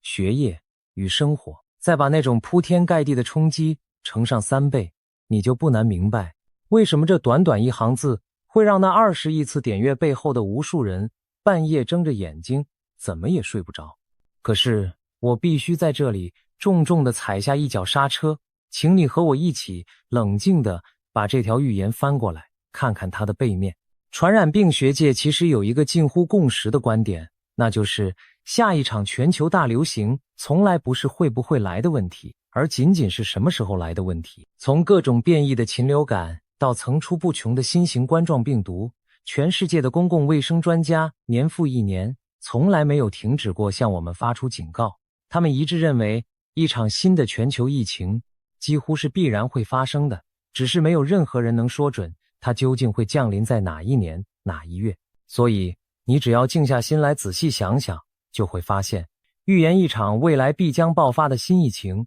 这件事本身的命中难度其实远远低于预言一个精确的奥运金牌数。把一件本来就有极大概率会发生的事情安上一个具体的月份，再配上一个耸人听闻的倍数，它听起来就会显得无比精准，无比骇人。我这样说绝对不是要你掉以轻心，恰恰相反，无论这个预言最终是真是假，做好个人的卫生防护，在家里常备一些必要的物资，密切关注官方权威发布的卫生资讯，这些本来就是任何一个理性的现代人应该常年放在心上的功课。我们可以警惕病毒，但我们真的不必为了一张来路不明的网络截图而陷入无谓的恐慌。守住理性才是这个时代最好的疫苗。这份骇人的清单到这里还远远没有结束。第3条，他把矛头直向了我们每个人的钱包。他预言2028年全球将会爆发新一轮的金融危机，而这次危机的导火线是美国国债的违约风险，将会动摇整个以美元为核心的全球结算体系。第4条，画风陡然一转，飞向了浩瀚的外太空。他说2029年的4月，美国太空总署的火星探测器将会发现远古微生物的化石。换句话说，人类将首次找到地球以外曾经存在过生命的铁证。而第5条则重新把我们的目光狠狠地拉回脚下这颗星球的剧烈震颤。他预言2028年的11月，美国黄石公园地底下那座沉睡已久的超级火山将会出现大规模的地质移动，而它真正喷发的几率到了2030年将会高达 78%。 你看，从欧亚大陆上熊熊燃烧的战火，到席卷全球的瘟疫，到崩塌瓦解的金融体系，再到火星上沉睡的远古生命，以及足以瞬间改变整个地球气候的超级火山，这份清单的野心大得惊人。它几乎是把人类在未来10年可能会面对的所有终极恐惧全都打包塞进了那短短的几行字里。可是如果你愿意像我一样把后面这3条也逐一翻过来摊在灯光底下细看，你就会发现它们其实全都散发着一股和前面如出一辙的既视感。先说那场被安排在2028年的金融危机，说句实话，关于美国国债债务上限的攻防以及美元霸权会不会崩塌的警告，几乎每隔1-2年就会在全球的财经新闻上轮番上演一次。这早就是个被反复讨论了几十年的老话题，要在未来的某一年放一场金融危机进去，根本算不上什么困难的预言。再看那条飞向火星的第4条，人类探索火星上是否曾经存在生命的脚步，这些年从来就没有停过，一个接着一个雄心勃勃的采样返回计划正在一步步推进。而发现火星生命这样的标题，早在几十年前那场著名的陨石争论里就已经反复撩拨过我们的神经，把它安排在2029年不过是顺水推舟。至于那座黄石超级火山，它确实是一头真实存在，被全球科学家日夜紧盯的史前巨兽，这份恐惧是真的，但问题就恰恰出在那个数字上。主流的地质学界普遍认为，它在可预见的短期之内真正喷发的几率低到几乎可以忽略不计。而国分林口中那句2030年喷发几率高达 78% 的断言，正是最典型也最高明的一种话术。它把原本缥缈无形的恐惧硬生生包装成了一份看似盖了官方钢印的科学报告。一旦挂上这样斩钉截铁的数字，原本虚无的担忧就突然变得沉甸甸的，有了重量。讲到这里，如果我只是把这些预言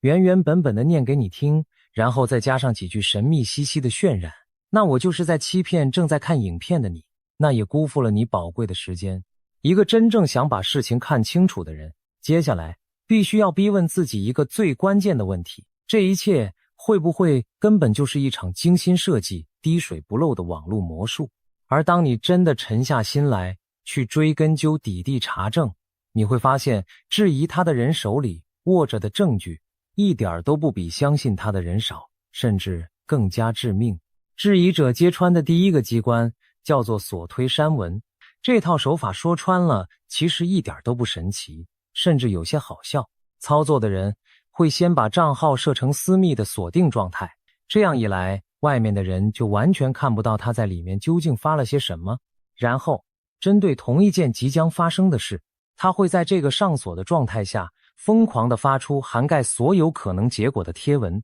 我们就拿奥运金牌数来举个例子，他可以从0枚一路猜到99枚，每一个数字都各自发上一条。等到比赛结果终于揭晓，金牌数确定是27面之后，他要做的事情就只是冷静地删掉其余那98条全都猜错的贴文，只单单留下27面那一条，然后再把账号从上锁轻轻一点切换成公开。由于这些贴文发布的时间全都凝固在当初上锁的那一刻，等到那些不知情的网友后来循着线索找上门来，他们亲眼看到的就是一条早在事件发生前好几个月就已经精准命中最终结果的神级预言。一场看似100%的奇迹就这样被一连串冷酷的排列组合外加一个轻飘飘的删除键给凭空制造了出来。而最致命的一击来自一组冰冷的不带任何感情的数字。有细心的人比对之后发现，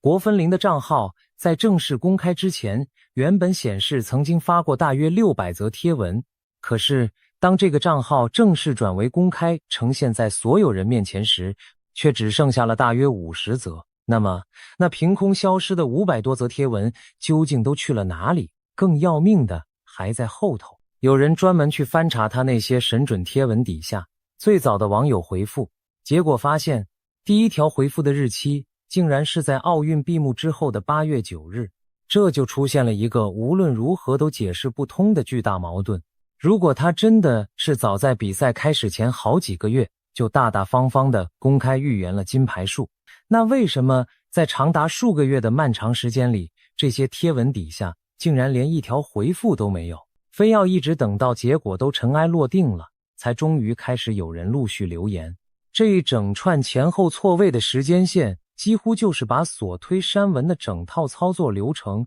明明白白地摊在灿烂的阳光底下给每一个人看。如果说以上这些还只是手法层面上的合理推理，那么接下来的这些就是他实实在在的当众翻了车。在那层神准的光环之下，国分林其实有相当多的预言是彻底落空的，只不过在那些被精心筛选过后的叙事版本里，这些难堪的失败很少有人会主动提起。他曾经非常具体的预言2024年的1月10日，日本北海道的石胜外海会发生一场规模 8.2、震度高达7的巨大地震。结果那一天那个地点根本就没有发生他所说的那场大地震。他还预言过令和之后的日本新年号叫做万治，可是研究的人指出，日本年号的选定有着一整套极为严格的规范与程序，而万治这个词被高度怀疑，根本就是从某个动漫角色的同人称呼里借来的，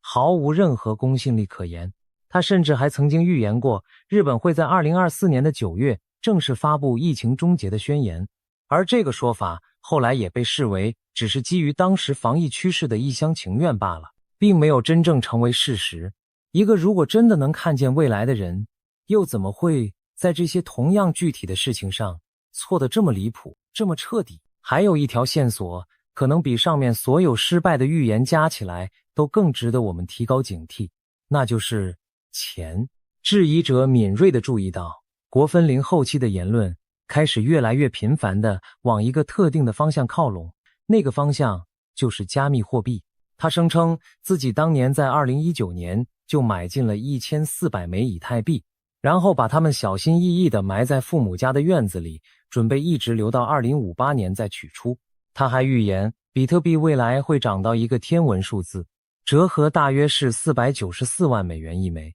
但他紧接着补上了一句意味深长的话，他说，到了那个价位，这个东西就只能卖，不能买了。各位朋友，这句话请你一定要牢牢记在心里。在投资的世界里，当一个被众人捧上神坛的人物，一边不断地向你描绘某个资产惊人的未来涨幅，一边又不失时机地暗示着某个只进不出的神秘时机时，这往往就是最危险的讯号之一。学术界把这一类现象归类为一种半真半假的网络谣言，它真正的可怕之处就在于它懂得用一大堆已经千真万确发生过的真实事件来当作香甜的诱饵，然后再悄悄混进大量根本无法验证的虚假讯息，让整个故事比100%的谎言更具备传染力，也更容易让人卸下心防，乖乖掏出自己的真金白银。我在这里要非常严肃地对你说一句，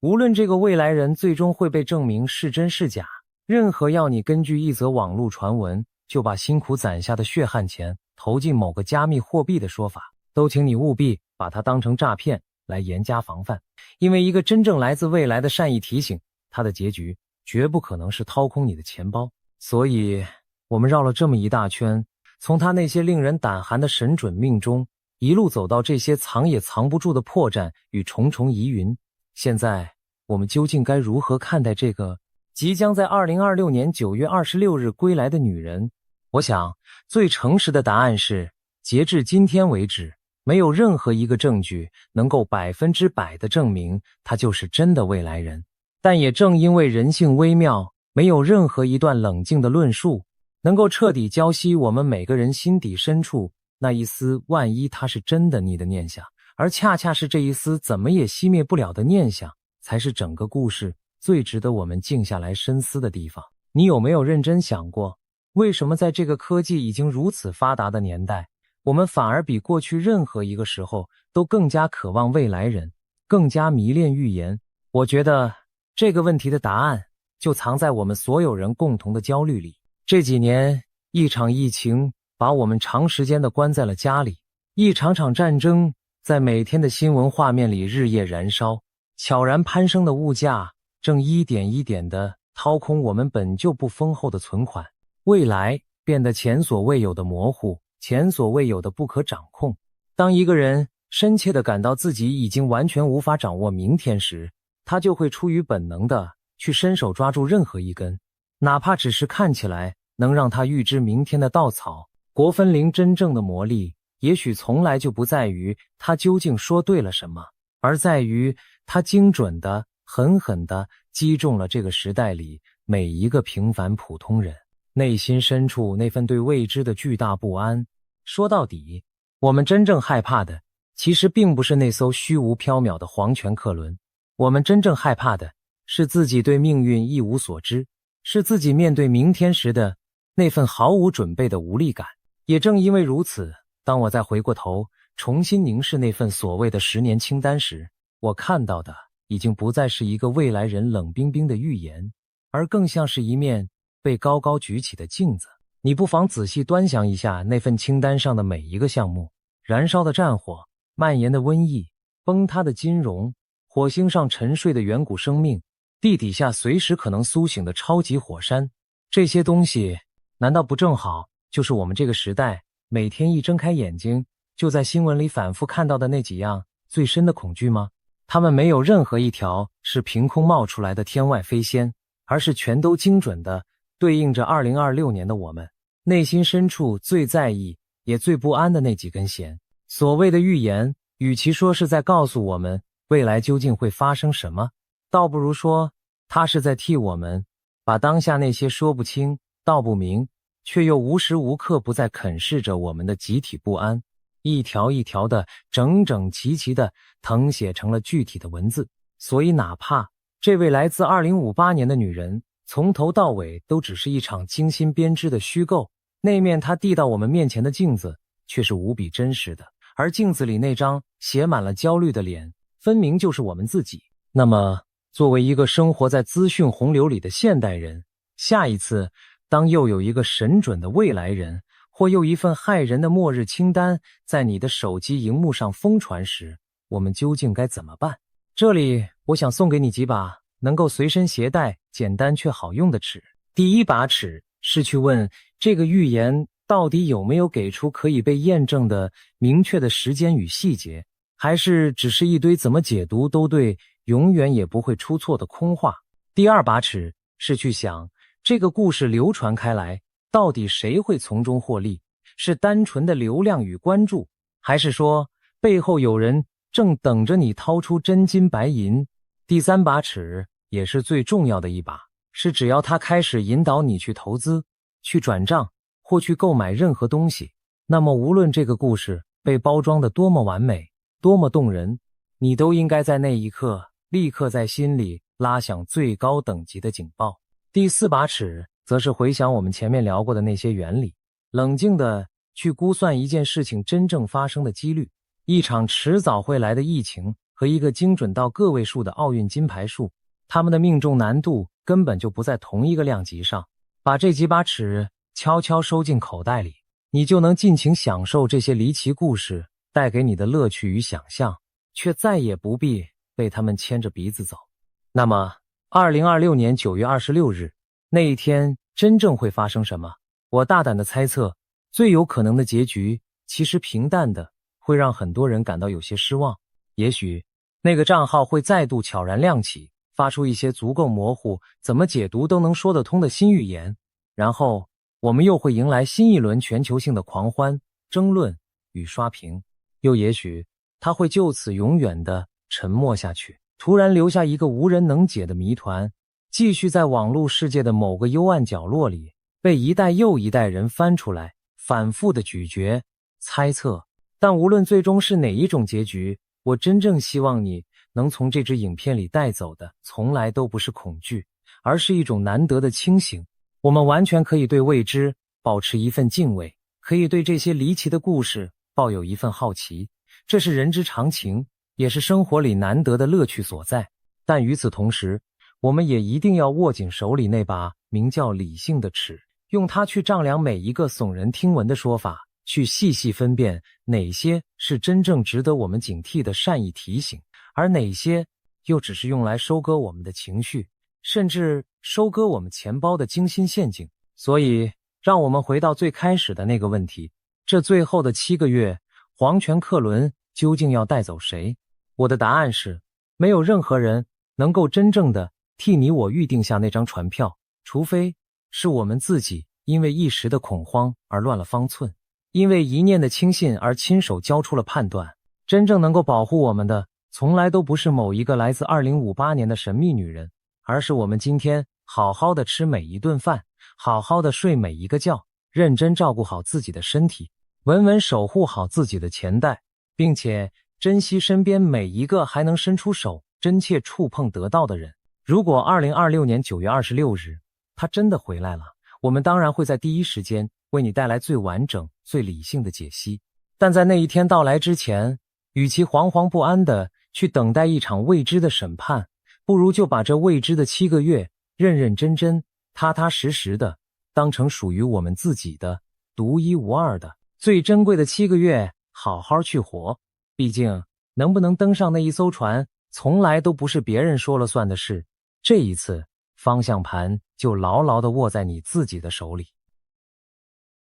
2026年的这个夏天，你有没有发现雨下得有点不太对劲？从5月开始，台湾的梅雨锋面一波接着一波压境，中央气象署一次又一次发布豪雨特报，中南部的山区坍方落石，低洼的市区积水及溪，连大台北的街道都漫起了浑浊的雨水。台大的大气科学专家早就示警，在气候变迁之下，梅雨的下雨天数可能会变少，但是一次可能就下到让你措手不及。而就在海峡的另一头，情况更加触目惊心。中国南方的广东、广西、湖南、贵州、福建、江西，一整片土地泡在水里，湖南石门县的湖平山镇，几个小时之内，水位暴涨超过10米，整个村庄断水、断电、断网，房屋被泥石流抹平，有老人赤着脚走了40多里路才逃出大水。官方通报至少25人死亡，20人失踪。可是当地的灾民都说，真实的数字远远不止这些。学校的大门被冲走了，围墙倒了，学生的书本、校服、课桌椅全都泡在泥水里，惨不忍睹。中央气象台自己的统计也很惊人，从4月1日入汛以来，全国的平均降水量比常年同期偏多了1成多，是近10年同期的第2多。光是5月中旬以来，南方就连续出现了6次大范围的暴雨过程。再把镜头拉到地球的另一端，美国德州的圣加布里埃尔河漫过了河岸，把整座小城淹成一片泽国。气象学家告诉我们，一场数十年来最强的圣婴现象正在太平洋的上空悄悄成型。雨还在下，可是今天我们要聊的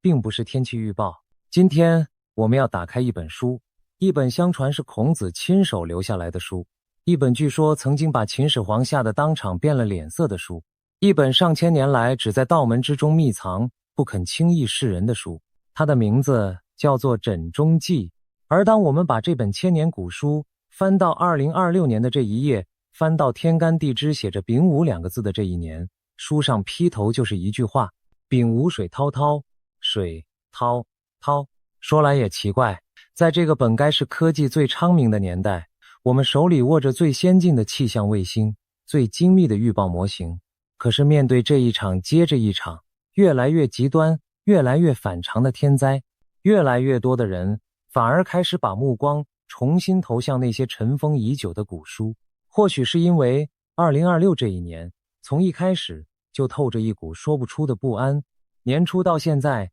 全球的野火烧红了半边天，中东的局势牵动着油价与人心，极端的气候一次又一次打破纪录。人们隐隐约约地感觉到，这个世界好像正站在某个剧烈变动的关口上。而每当这种时候，人们总会忍不住想问一句：老祖宗当年到底有没有看见过今天？带着这个疑问，我们翻开了《枕中记》，而他在丙午这一页写下的那4个字：丙午水滔滔，就像一道穿越了千年的目光，静静地与我们此刻的不安对望。那么，这究竟是一本什么样的书？它又是从哪里来的？我们先把时间倒回2000多年前。传说当年秦始皇焚书坑儒，巡游到了鲁地，也就是今天的山东曲阜，下令拆毁孔子的故宅。没想到在墙壁倒塌的瞬间，里面竟然露出了一块石碑，碑上刻着一行字，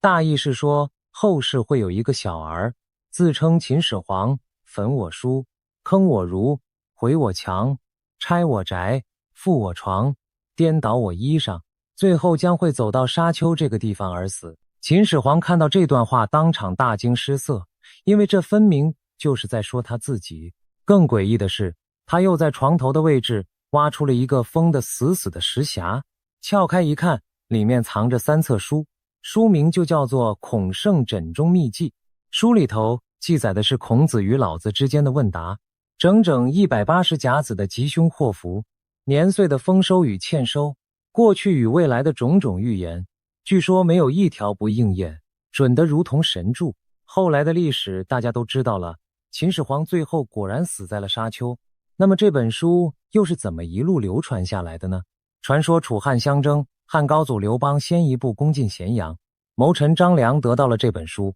等到天下平定，张良功成身退，跟着赤松子修道去了。临走前把这本书留给了后世。再后来，这本书落到了道教祖师张道陵的手里，世世代代密藏在江西龙虎山的天师府之中，外人根本无从得知。一直到清朝咸丰初年，天下大乱，太平天国的烽火烧遍了半个中国。有一位道人动了慈悲之心，向天师请命，把这本密藏的预言书抄录出来，公诸于世，希望能够救一救这场劫难。书上还特别交代，有缘的人自然会遇上无缘的人，就此错过。这就是枕中记的来历。听起来像不像一个编出来的神话故事？说实话，我自己第一次读到的时候也觉得很悬，可是接下来发生的事情却让很多人读完之后后背发凉，因为这本书曾经精准地命中过一次，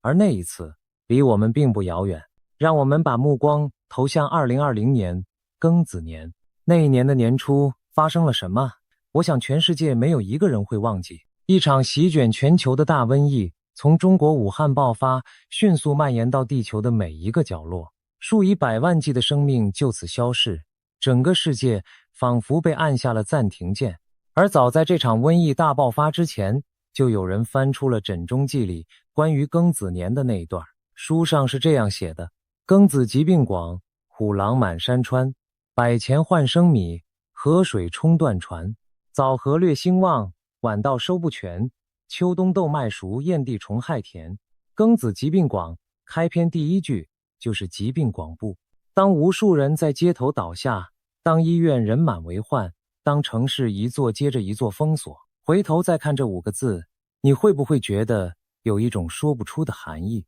而更耐人寻味的是这个庚子2个字本身。中国人自古就有一种说法，叫做庚子之灾。因为翻开历史你会发现，几乎每逢庚子年，这片土地上总会发生惊天动地的大事。1840年庚子年，第一次鸦片战争爆发，中国的大门被列强的炮火轰开。1900年庚子年，八国联军攻入北京，慈禧太后仓皇出逃，这就是历史上著名的庚子国变。1960年庚子年，一场席卷全国的大饥荒夺走了无数人的性命。1840、1900、1960、2020，每隔60年一个甲子，这个叫做庚子的年份，就像一个被诅咒的轮回，准时降临。你可能会问，为什么偏偏是60年？这就要说到中国人最古老的一套计时方式——干支纪年。天上的10个天干配上地上的12个地支，两两相叠，轮流组合，要走完整整60个年头，才能回到原点，重新开始。古人把这60年叫做一个甲子，所以你常听人说60年河东，60年河西，又或者一个甲子的轮回，讲的都是这同一套天地运行的节律。在古人的眼里，天并不是冷冰冰的，地也不是死寂的，天、地、人是相互感应、彼此牵连的一个整体，这就是所谓的天人感应。每一个干支年份，因为它背后的阴阳五行配置不同，所承载的气也就不同。庚子年的气肃杀动荡，而我们今天要讲的丙午年，它的气是水火相冲，是极端。古人相信，相同的气会在相同的年份里反复地召唤出相似的结果。这听起来很玄，可是你看那庚子年一次又一次的应验，又让人不敢完全把它当成无稽之谈。而从2020年那个瘟疫横行的庚子年算起，干支的巨轮缓缓转动，鼠年过去，牛年、虎年、兔年、龙年、蛇年，一年一年的走过，终于在第7个年头，我们走到了2026年，走到了丙午。那么问题来了，如果枕中记能够在庚子年这一页写下疾病广布的预言，并且应验了，如果干支的轮回真的暗藏着某种我们看不懂的规律，那么当我们翻到下一个被点名的年份，翻到丙午年，翻到2026年的这一页，那一句劈头而来的丙午水滔滔又意味着什么？我们来把丙午年这一整段完完整整的读一遍。枕中记是这样写的：丙午水滔滔，种植最宜高，低田遭水昧，天虫口如刀，六处多灾障，人民苦相遭，鲁卫城俱尽，江东沈岁标。短短40个字，每一句都像是一幅画。丙午水滔滔，这一年洪水滔天，种植最宜高，要种庄稼务必选在高处。低田遭水没，地势低洼的田地全都被大水淹没。天虫口如刀，虫害猖獗，啃食庄稼的嘴锐利的像刀子。六处多灾障，家里养的牲畜瘟疫横行，人民苦相遭，老百姓要遭大难了。而最后2句更是直接点明了灾情的地域。鲁卫城俱尽，鲁是山东，卫是河南北部一带，这些地方将会变成一片汪洋。江东沈遂标，而江东也就是长江下游的江浙一带，反倒成了这一年收成的标杆。读完这一段，你是不是觉得有点似曾相识？别急，因为这还只是第1本书，接下来要出场的第2本书才真正让这件事变得不可思议。如果说《枕中记》是一本藏在深山道观里的秘籍，那么第2本书几乎每一个老一辈的人家里都曾经有过，它就藏在我们最熟悉的那本农民历，也就是通胜里面。它的名字叫做《黄帝地母经》。地母经相传是上古皇帝时代流传下来的农书，它和《枕中记》一样，也是以60甲子为一个轮回，逐年推算每一年的天时、年成与民生祸福。它的语言更加质朴，因为它本来就是写给农民看的，告诉你今年该种什么，不该种什么，哪里会丰收，哪里会遭灾。每一年还会配上一幅春牛图，把当年的气候用一头牛的颜色与姿态画给你看。那么地母经对2026年丙午年又是怎么说的呢？它的诗文是这样写的：太岁丙午年，春夏多洪水，鲁卫多疫灾，谷熟益江东，种植宜高地，低原遭水冲，天虫见少司，桑柘见成龙，6处多瘟疫，人民少卒中。念到这里，如果你刚刚还记得《枕中记》的内容，此刻你应该已经愣住了。我们把2本书并排放在一起看，《枕中记》说丙午水滔滔，地母经说春夏多洪水。《枕中记》说种植最宜高，低田遭水昧。地母经说种植宜高地，低原遭水冲。《枕中记》说鲁卫城俱尽，地母经说鲁卫多疫灾。《枕中记》说江东沈遂标，地母经说谷熟益江东。《枕中记》说6处多灾障，地母经说6处多瘟疫。你发现了吗？这2本书，一本秘藏于道门龙虎山，传了上千年才被抄出来，一本流传于市井民间的黄历之间，几乎人人都能翻到。它们的来历不同，文字不同，传承的路径更是天差地别。可是当他们不约而同地翻到丙午年这一页的时候，竟然讲出了几乎一模一样的话：洪水、高地、低洼遭淹、瘟疫、6处，连受灾的地域山东河南一带遭殃，江浙一带相对平安都对得上。这已经很难用巧合这2个字来轻轻带过了。你想想看，这2本书，一本成书的源头要追溯到春秋时代的孔门，一本更是托名于上古的黄帝。他们诞生的地方相隔千里，流传的途径也天差地别。一个被锁在深山道门的密室之中，一个被翻烂在寻常农家的炕头之上，他们彼此之间几乎不可能有任何抄袭或是串通的机会。可是当你把他们关于丙午年的那几行字并排放在一起，逐字逐句的去比对，竟然连用词连语序都像是出自同一个人的手笔。这份横跨了上千年的默契究竟是从何而来？我们再来仔细看一个很容易被忽略却又格外耐人寻味的细节。2本书都不约而同地画出了一条南北分界线。枕中记说鲁卫城俱尽，江东沈遂标；地母经说鲁卫多疫灾，谷熟益江东。你看，他们都把矛头指向了北方的鲁卫，卫也就是今天的山东、河南一带，说那里会变成一片汪洋，会瘟疫横行。而对于江东，也就是长江下游的江浙沪地区，2本书却又异口同声地说，那里的收成反而是好的。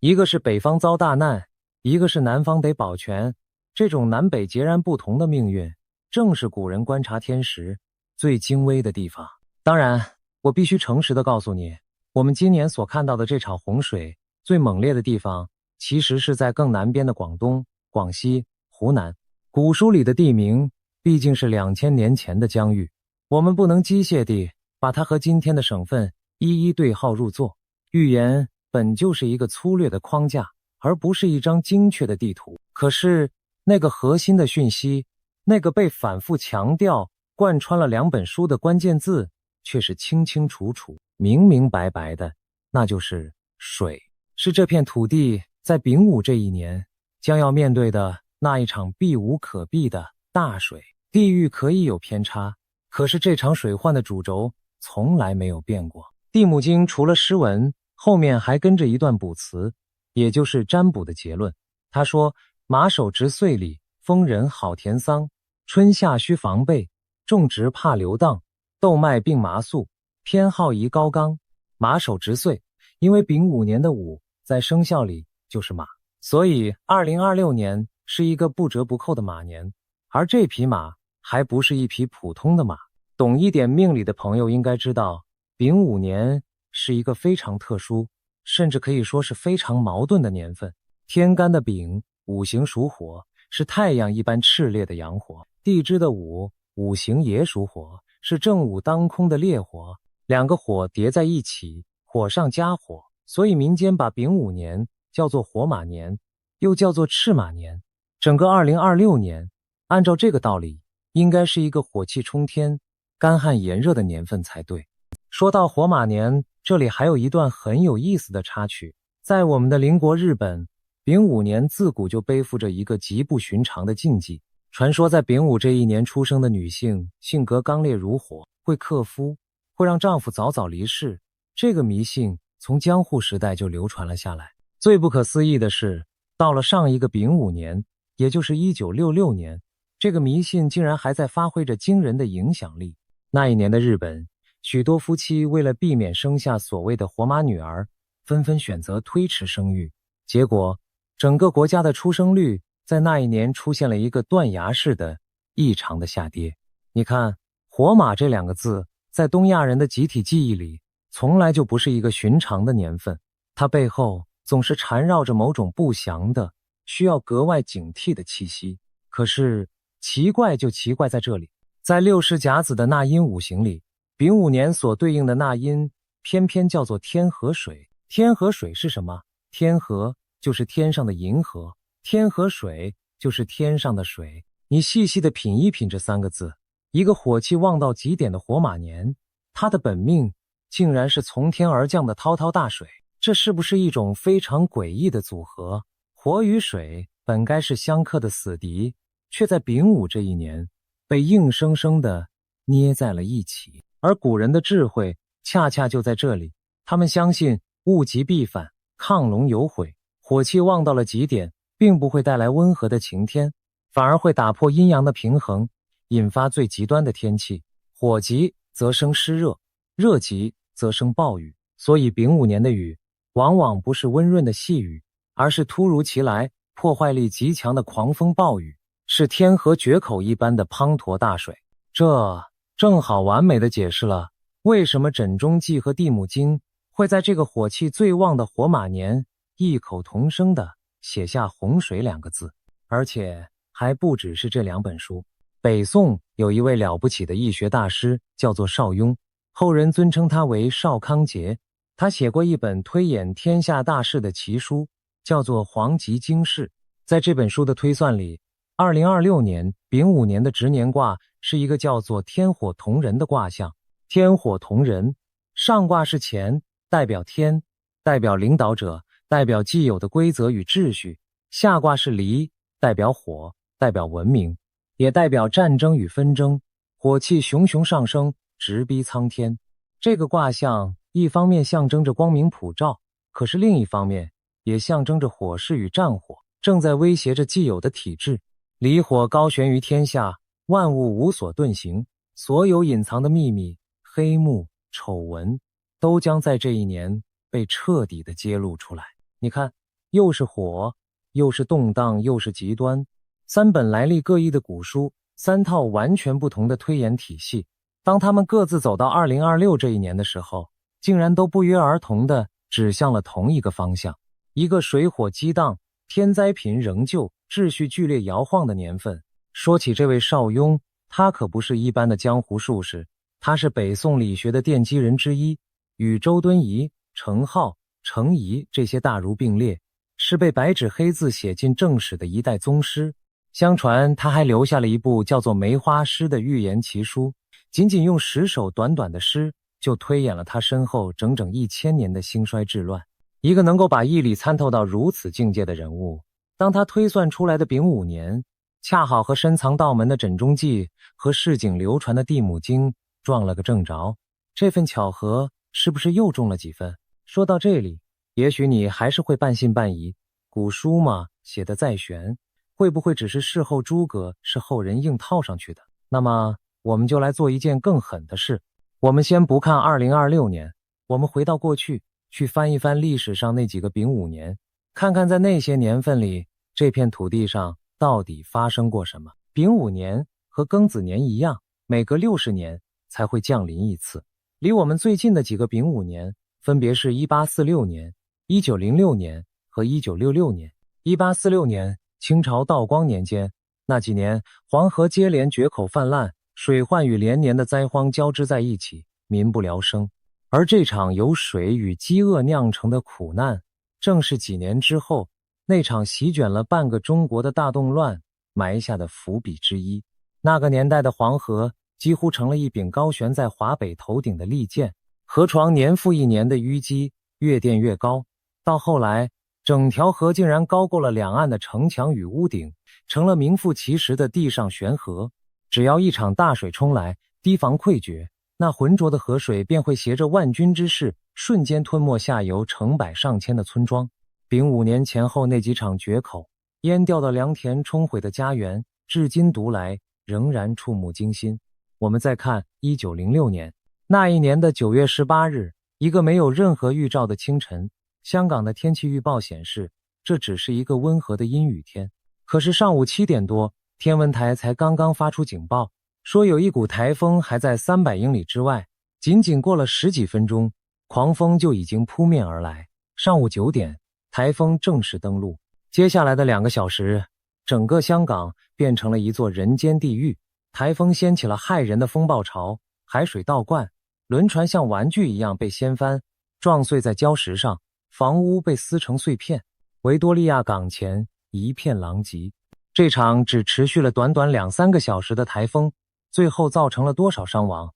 根据统计，大约1万到1万5千人罹难，将近3000艘渔船、670艘远洋轮船沉入海底，死亡的人数占了当时香港总人口的1/20。这场惨绝人寰的灾难后来有一个专属的名字，因为它发生在丙午年，所以史称丙午风灾。你听听，老天爷从一开始就把这场灾难的名字刻在了干枝上。如果1906年你觉得那还只是一场突如其来的台风，那么1966年下一个丙午年发生的事情恐怕会让你更加坐立难安。1966年的6月，连续多日的倾盆暴雨袭击了香港，雨势最猛烈的那一天是6月12日，多个地区发生山泥倾泻，北角一带甚至出现了洪水倒灌，整个城市几乎瘫痪。这场灾难造成64人死亡，超过8000人无家可归。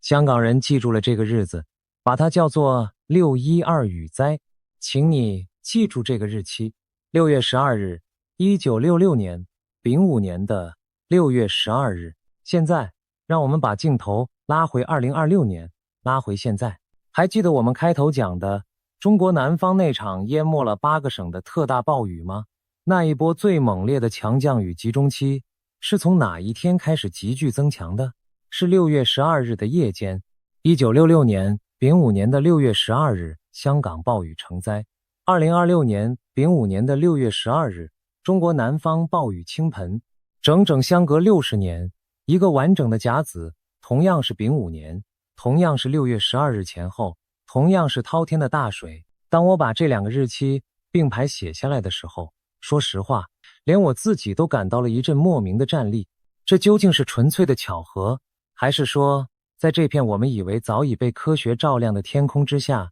真的隐藏着某种古老而精确的节律，正在一遍又一遍地重复着它的循环？其实这种60年一轮回的巧合，在中国漫长的历史长河里并不是第一次出现。我们前面讲过的那个庚子年，1840、1900、1960、2020、每一个甲子都精准地踩在了国运的转折点上。如今轮到了丙午年，1906的丙午风灾，1966的612雨灾，再到2026这场淹没8省的南方大水。同样的天干，同样的地支，仿佛就带着同样的气数，在60年后再一次叩响了同一扇门。古人说，天行有常，不为尧存，不为桀亡。难道在这冥冥之中，真的有一张我们肉眼看不见的时间之网，把相隔了一个甲子的灾难悄悄地编织在了一起？让我们把这2本古书的预言和2026年正在发生的现实，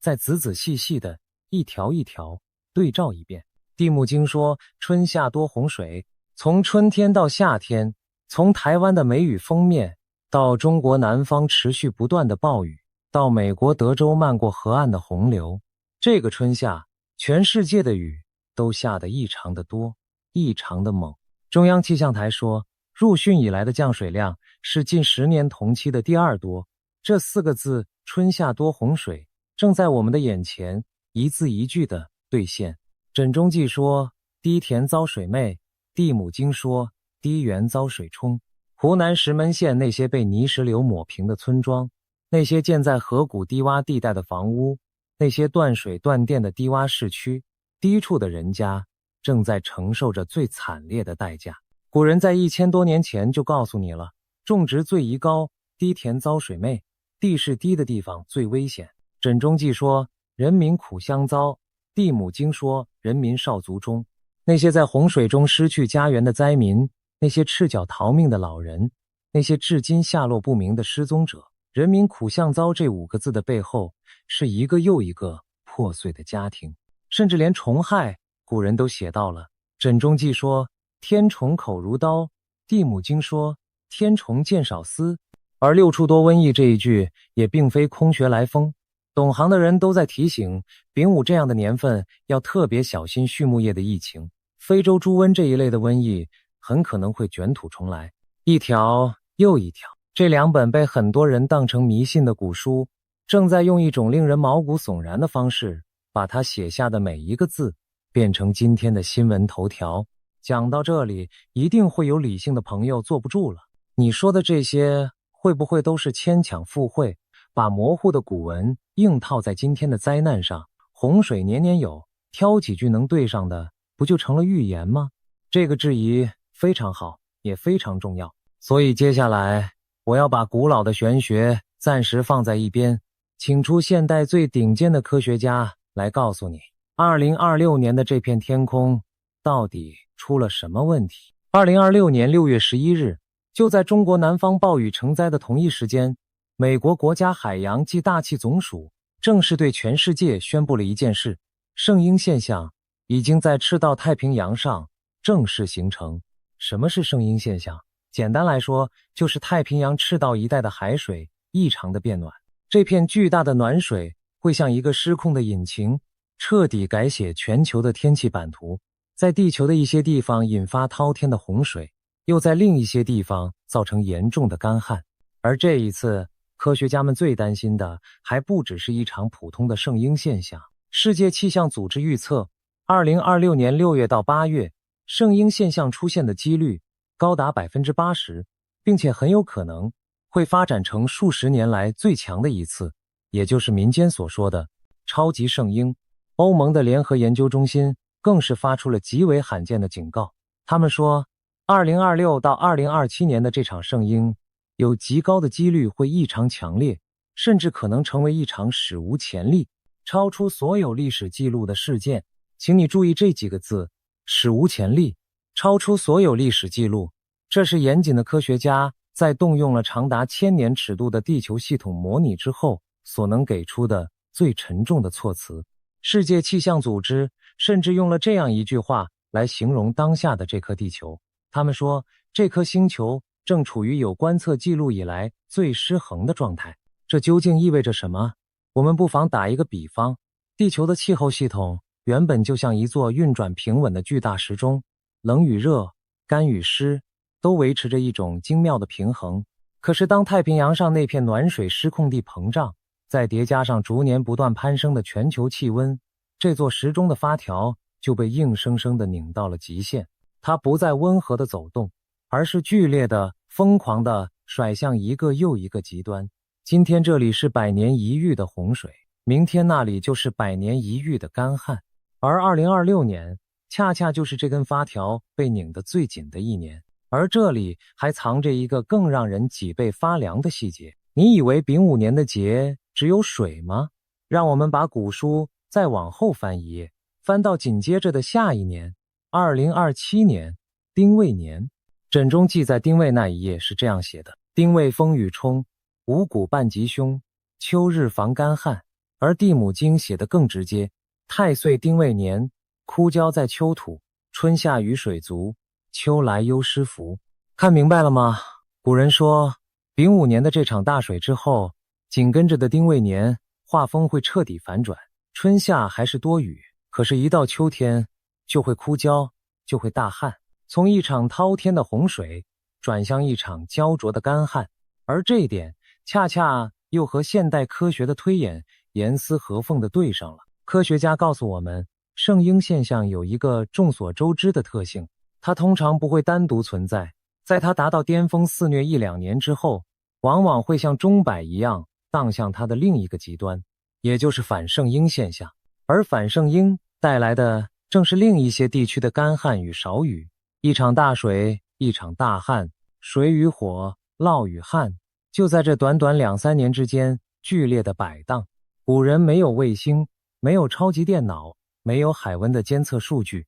他们仅仅凭着一套干支五行的推演，就在丙午与丁未这相邻的2页纸上写下了先涝后旱的剧本。而今天的科学用最尖端的工具得出的竟是同一个结论。你说这究竟是巧合，还是说古人早就用另一套语言参透了我们这颗星球那喜怒无常的呼吸的节奏？这场超级圣婴会带来什么？科学家列出的清单读起来和那2本古书竟然惊人的相似。更多的暴雨，更强的洪水，更严重的干旱，更失控的野火。光是2026年到目前为止，全球被野火烧毁的土地面积已经超过1亿5千万公顷，是2024年同期的整整2倍。还有粮食，欧盟的报告警告，这场圣婴将会冲击全球的农作物，从非洲到印度到中国到巴西。硬质小麦的价格预计会随着灾情的加剧而大幅飙涨，稻米的价格则会呈现先跌后涨的复杂走势。这绝不是一件遥远的事。当北方的麦田被泡在水里，当南方的稻谷因为持续的阴雨而欠收，当养殖场的猪只牲畜被瘟疫侵袭，最终这一切都会化成超市货架上那不断攀升的价格标签，落到我们每一个人的餐桌上。欧盟的报告甚至坦言，对于那个最极端的情景，他们的模型已经推算到了没有任何历史可以参照的地步。换句话说，这可能是一场连科学家都未曾见过的粮食考验。说到圣婴可能带来的饥荒，历史上其实有过一次刻骨铭心的惨痛教训，时间就在100多年前的清朝末年。从1875年到1879年，一场连续4年的特大旱灾席卷了整个华北、山西、河南、陕西、直隶。灾情在1877年丁丑年与1878年戊寅年达到了最惨烈的顶峰，所以史称丁戊奇荒。当时的山西巡抚曾国荃痛心地称它为200多年来未曾有过的大灾。这场浩劫究竟夺走了多少条人命？保守的估计，活活饿死的就有1000万人以上，另有2000多万灾民被迫背井离乡，四处逃荒。光是一个太原府，原本100万的人口，最后竟然死了将近95万。而在大旱之后，瘟疫又接踵而至，河南几乎家家都有病人，那惨况令人不忍卒读。有不少学者相信，这场席卷了大半个地球的饥荒背后真正的元凶正是一次极端的圣婴现象。你有没有注意到，这场奇荒最核心的重灾区山西、河南、山东这一带，几乎就是枕中记与地母经反复点名的那个鲁卫，而他从大旱一步步走向瘟疫的轨迹，又何尝不是那一句6处多瘟疫，人民少卒中最血淋淋的现实注脚。而这恰恰就是地母经与枕中记最在意的事。要知道，这两本书骨子里都是农书，它们诞生的那个年代，一场大水，一次欠收，意味着的就是成千上万人的饥饿与死亡，所以古人才会如此执着的、反复的去推算每一年的年成、丰还是欠，哪里能种，哪里会绝收。在他们的眼里，粮食从来就不是小事，而是一个民族能不能活下去的头等大事。你再回头看看地母经和枕中记写了什么：古熟益江东，种植怕流荡，豆麦并麻粟，偏好宜高冈。古人翻来覆去叮嘱的不就是收成，是粮食，是哪里能种，哪里会绝收吗？一边是来自3000年前的农书与秘籍，一边是来自2026年动用了卫星、超级电脑与全球观测网络的科学报告。一个说洪水滔天，一个说超级圣婴，一个说谷物欠收，一个说粮价飙涨。他们用着完全不同的语言，一个用阴阳五行，一个用海温气压，可是他们所描述的分明是同一片天空，是同一场即将到来的考验。而对我们生活在台湾的人来说，这场考验恐怕还要再多承受几分。很多人不知道，台湾这座岛屿在梅雨季节刚好坐落在一个极其关键也极其危险的交汇点上。台大的大气科学专家就解释过，每年的这个时候，台湾正好位于西南季风那条最丰沛的水汽通道的路径之上，源源不绝的暖湿空气从南方的海面一路被输送过来。而更要命的是我们脚下这条雄伟的中央山脉，当那饱含水汽的气流迎面撞上高耸的山脉，会被狠狠地往上抬升。气流一抬升，水汽就凝结，雨就下了下来。这座山脉就像一个天然的雨量放大器，把降雨量一层一层的叠加放大，所以你会看到西部的平原会出现持续不断的降雨，而中南部的山区更是极端强降雨的重灾区。我们不妨回想一下过去那些惨痛的记忆。当年的莫拉克台风，那场震惊全台的88水灾，短短几天之内，南台湾的单日雨量创下了惊人的记录。整个小林村就在一夜之间被崩落的山体彻底掩埋，数百条人命瞬间消失在泥流之下。那场灾难背后的元凶，正是这套地形抬升加上丰沛水汽的致命组合。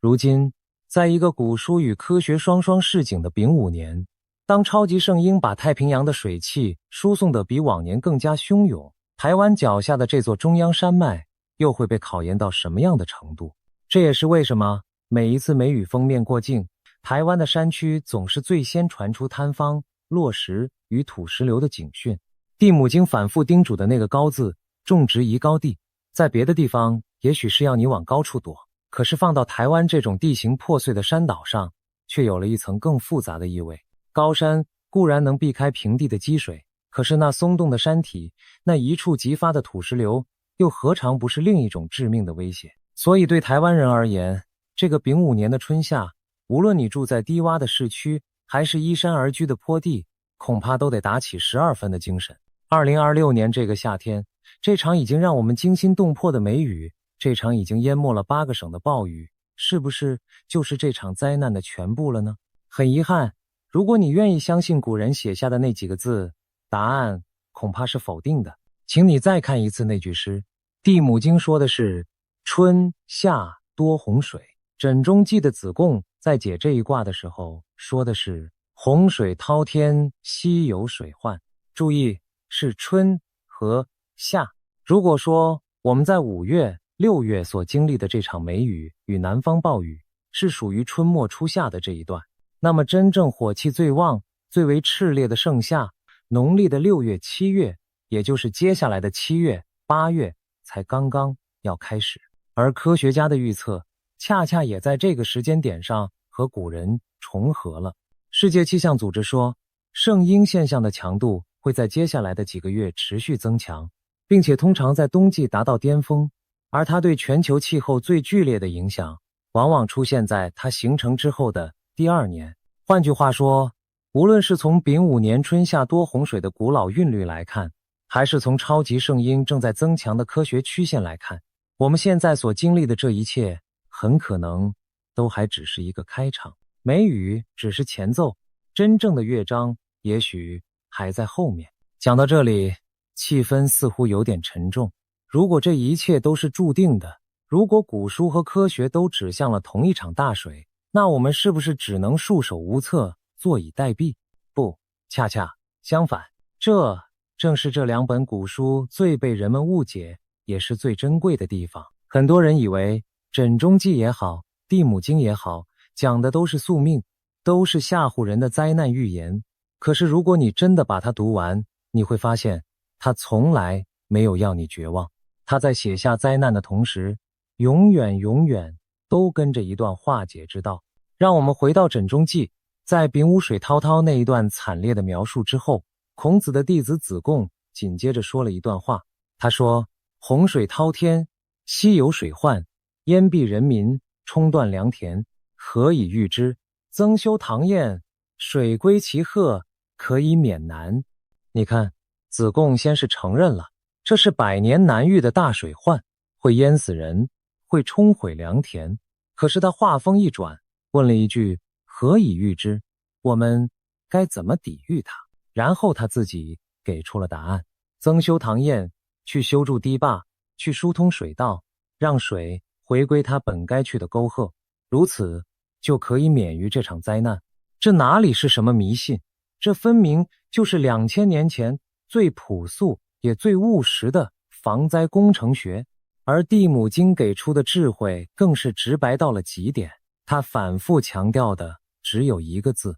高。种植宜高地，偏好宜高冈。古人用最简单的话告诉你，洪水来的时候往高处走，把庄稼种在高地，把家安在高岗，远离那些低洼易淹的死地。把这份古老的智慧翻译成今天的语言，其实就是4个字：趋吉避凶。他在告诉住在低洼地区、河道下游、山洪频发地带的朋友，在这个丙午年的春夏，务必检查你家周边的排水设施，提前备好应急的物资。在暴雨频繁的季节，尽量不要在山区峡谷之中逗留。他也在提醒着每一个开车的人，当你行经低洼的地下道、涵洞或是西边的便桥，看到水势正在上涨，千万不要心存侥幸硬闯过去。要知道，仅仅半米深的流水就足以把一辆汽车整个地冲走。古人说的那句低田遭水霉，放到今天，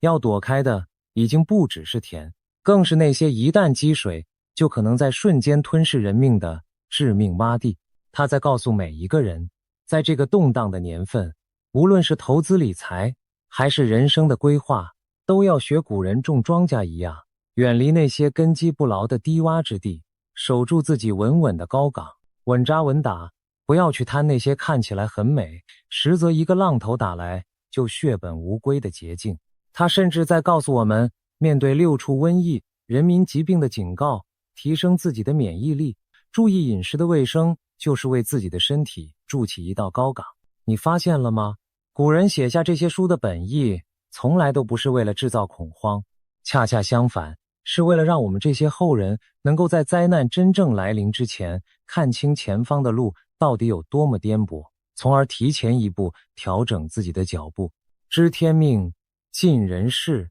这6个字才是这2本千年古书真正想对我们说的话。不过，子贡的那段话里还藏着最后也是最深的一层意思。在他讲完增修堂堰，水归其壑之后，他又补了一句：犹宜各存天理，改恶从善。什么意思？他说要抵御这场大水，光是修堤坝还不够，最要紧的是每一个人都能各自存着一份天理良心，改掉恶行，回归善良。地母经的卜辞里也藏着同样的告诫。他说百姓要修德，要积善，因为天降的雨水是择地而降的，善的地方、恶的地方所承受的灾殃并不相同。听到这里，现代人可能会觉得这也太违心了吧，下不下雨跟人善不善良能有什么关系？我们当然可以把它当成古人的一种劝善的说辞，可是，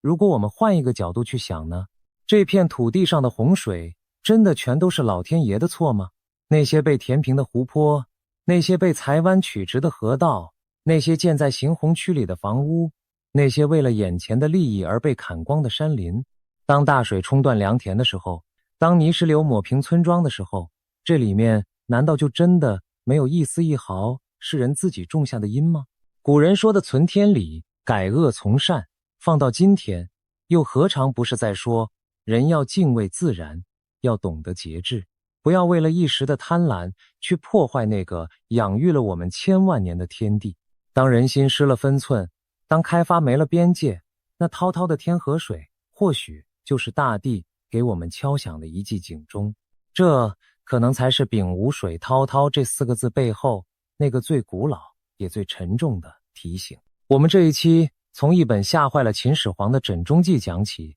讲到了藏在农民历里的地母经，讲到了北宋邵雍的黄极经世，讲到了火马与天河水那诡异的组合，讲到了1906年的丙午风灾，1966年的612雨灾，又讲到了2026年此刻正在发生的淹没8省的滔天大水和那场被科学家称为史无前例的超级圣婴。绕了这么一大圈，我知道一定还会有人问，这一切到底是不是真的？这些古书到底准不准？说实话，我没有办法给你一个100%肯定的答案，我不能向你保证接下来的盛夏就一定会发生什么。预言这种东西向来是信则有，不信则无。把模糊的古文对上眼前的现实，这里面确实也可能有人为的解读与联想。可是我想说的是，你信或不信枕中记，丙午年的雨都已经实实在在地下在了我们的窗外。你信或不信地母经，南方的洪水都已经实实在在地淹没了那些低洼的村庄。你信或不信干支的轮回，那场被科学家称为史无前例的超级圣婴，也已经实实在在地在太平洋的海面上成型。古书与科学，玄学与数据，在2026年这个夏天，用2种截然不同的语言讲出了同一句话，一场大的考验正在到来。也许我们真正该关心的，从来都不是这些预言到底准不准，而是当警钟已经一次又一次的在我们耳边敲响的时候，我们准备好了吗？我常常在想，古人为什么要把天地人看成一个彼此呼应的整体？在他们那套天人感应的世界观里，人从来就不是站在自然之外冷眼旁观的看客，而是这片天地之中休戚与共的一份子。天若失常，必有其因，而那个因往往就藏在人的所作所为之中。在那一套古老的观念里，人并不是凌驾于万物之上的主宰，而只是这天地之间一个渺小的，必须时时懂得谦卑与敬畏的角色。人若是顺应天时，懂得节制，这片土地便会以丰收与安宁来回报；人若是肆意妄为，竭泽而渔，那么水旱虫蝗便是大自然最直接也最无情的回应。这听起来像是朴素到近乎天真的古老信仰，可是当我们亲眼看着冰川消融，海平面上升，极端的天气一年比一年疯狂，又有谁还敢说它全然只是迷信呢？这套古老的智慧放到今天，竟有了一种近乎预言的味道。我们燃烧了多少化石燃料？我们向天空排放了多少看不见的气体？我们亲手把这颗星球的气候一点一点地推向了失衡的边缘。世界气象组织说的那句最失衡的状态，难道真的全都是老天爷的无常吗？还是说，这本就是天在用他自己的方式回应着人类这数百年来的肆无忌惮？古人讲物极必反，当火气旺到了极点，水患就来了。而我们这个时代，何尝不是把对自然的索取推到了一个极点？那么等在我们前方的又会是怎样的反噬？枕中记里那句存天理，改恶从善，地母经里那句修德积善，雨则择地而降，在2000年前也许只是一句朴素的劝善，可是放到今天，放在这个气候巨变的关口上，它听起来竟像是一记沉甸甸的当头棒喝。它在提醒我们谦卑一点，节制一点，对这片养育了我们的天地多留一分敬畏。因为说到底，我们能改变的从来不是天，而是人心。我们有没有像子贡说的那样增修堂堰，把该补的堤坝补上？我们有没有像地母经说的那样，把家安在高岗，远离那些危险的低处？我们有没有像古人叮嘱的那样，存一份天理，对这片天地多一分敬畏，少一分贪婪？千年前的古人把他们的智慧与警示刻在了石碑上，藏进了石匣里，写进了那本人人都能翻到的黄历中。他们几乎是拼了命的想要告诉后世的我们一件事：灾难或许无法完全避免，但是有准备的人和没有准备的人终将走向两个完全不同的结局。这个丙午年的夏天，雨还会继续下，愿你我都能站在那座属于自己的安稳的高岗之上。愿风雨过后，我们都还能抬起头，看见那一道一定会出现的彩虹。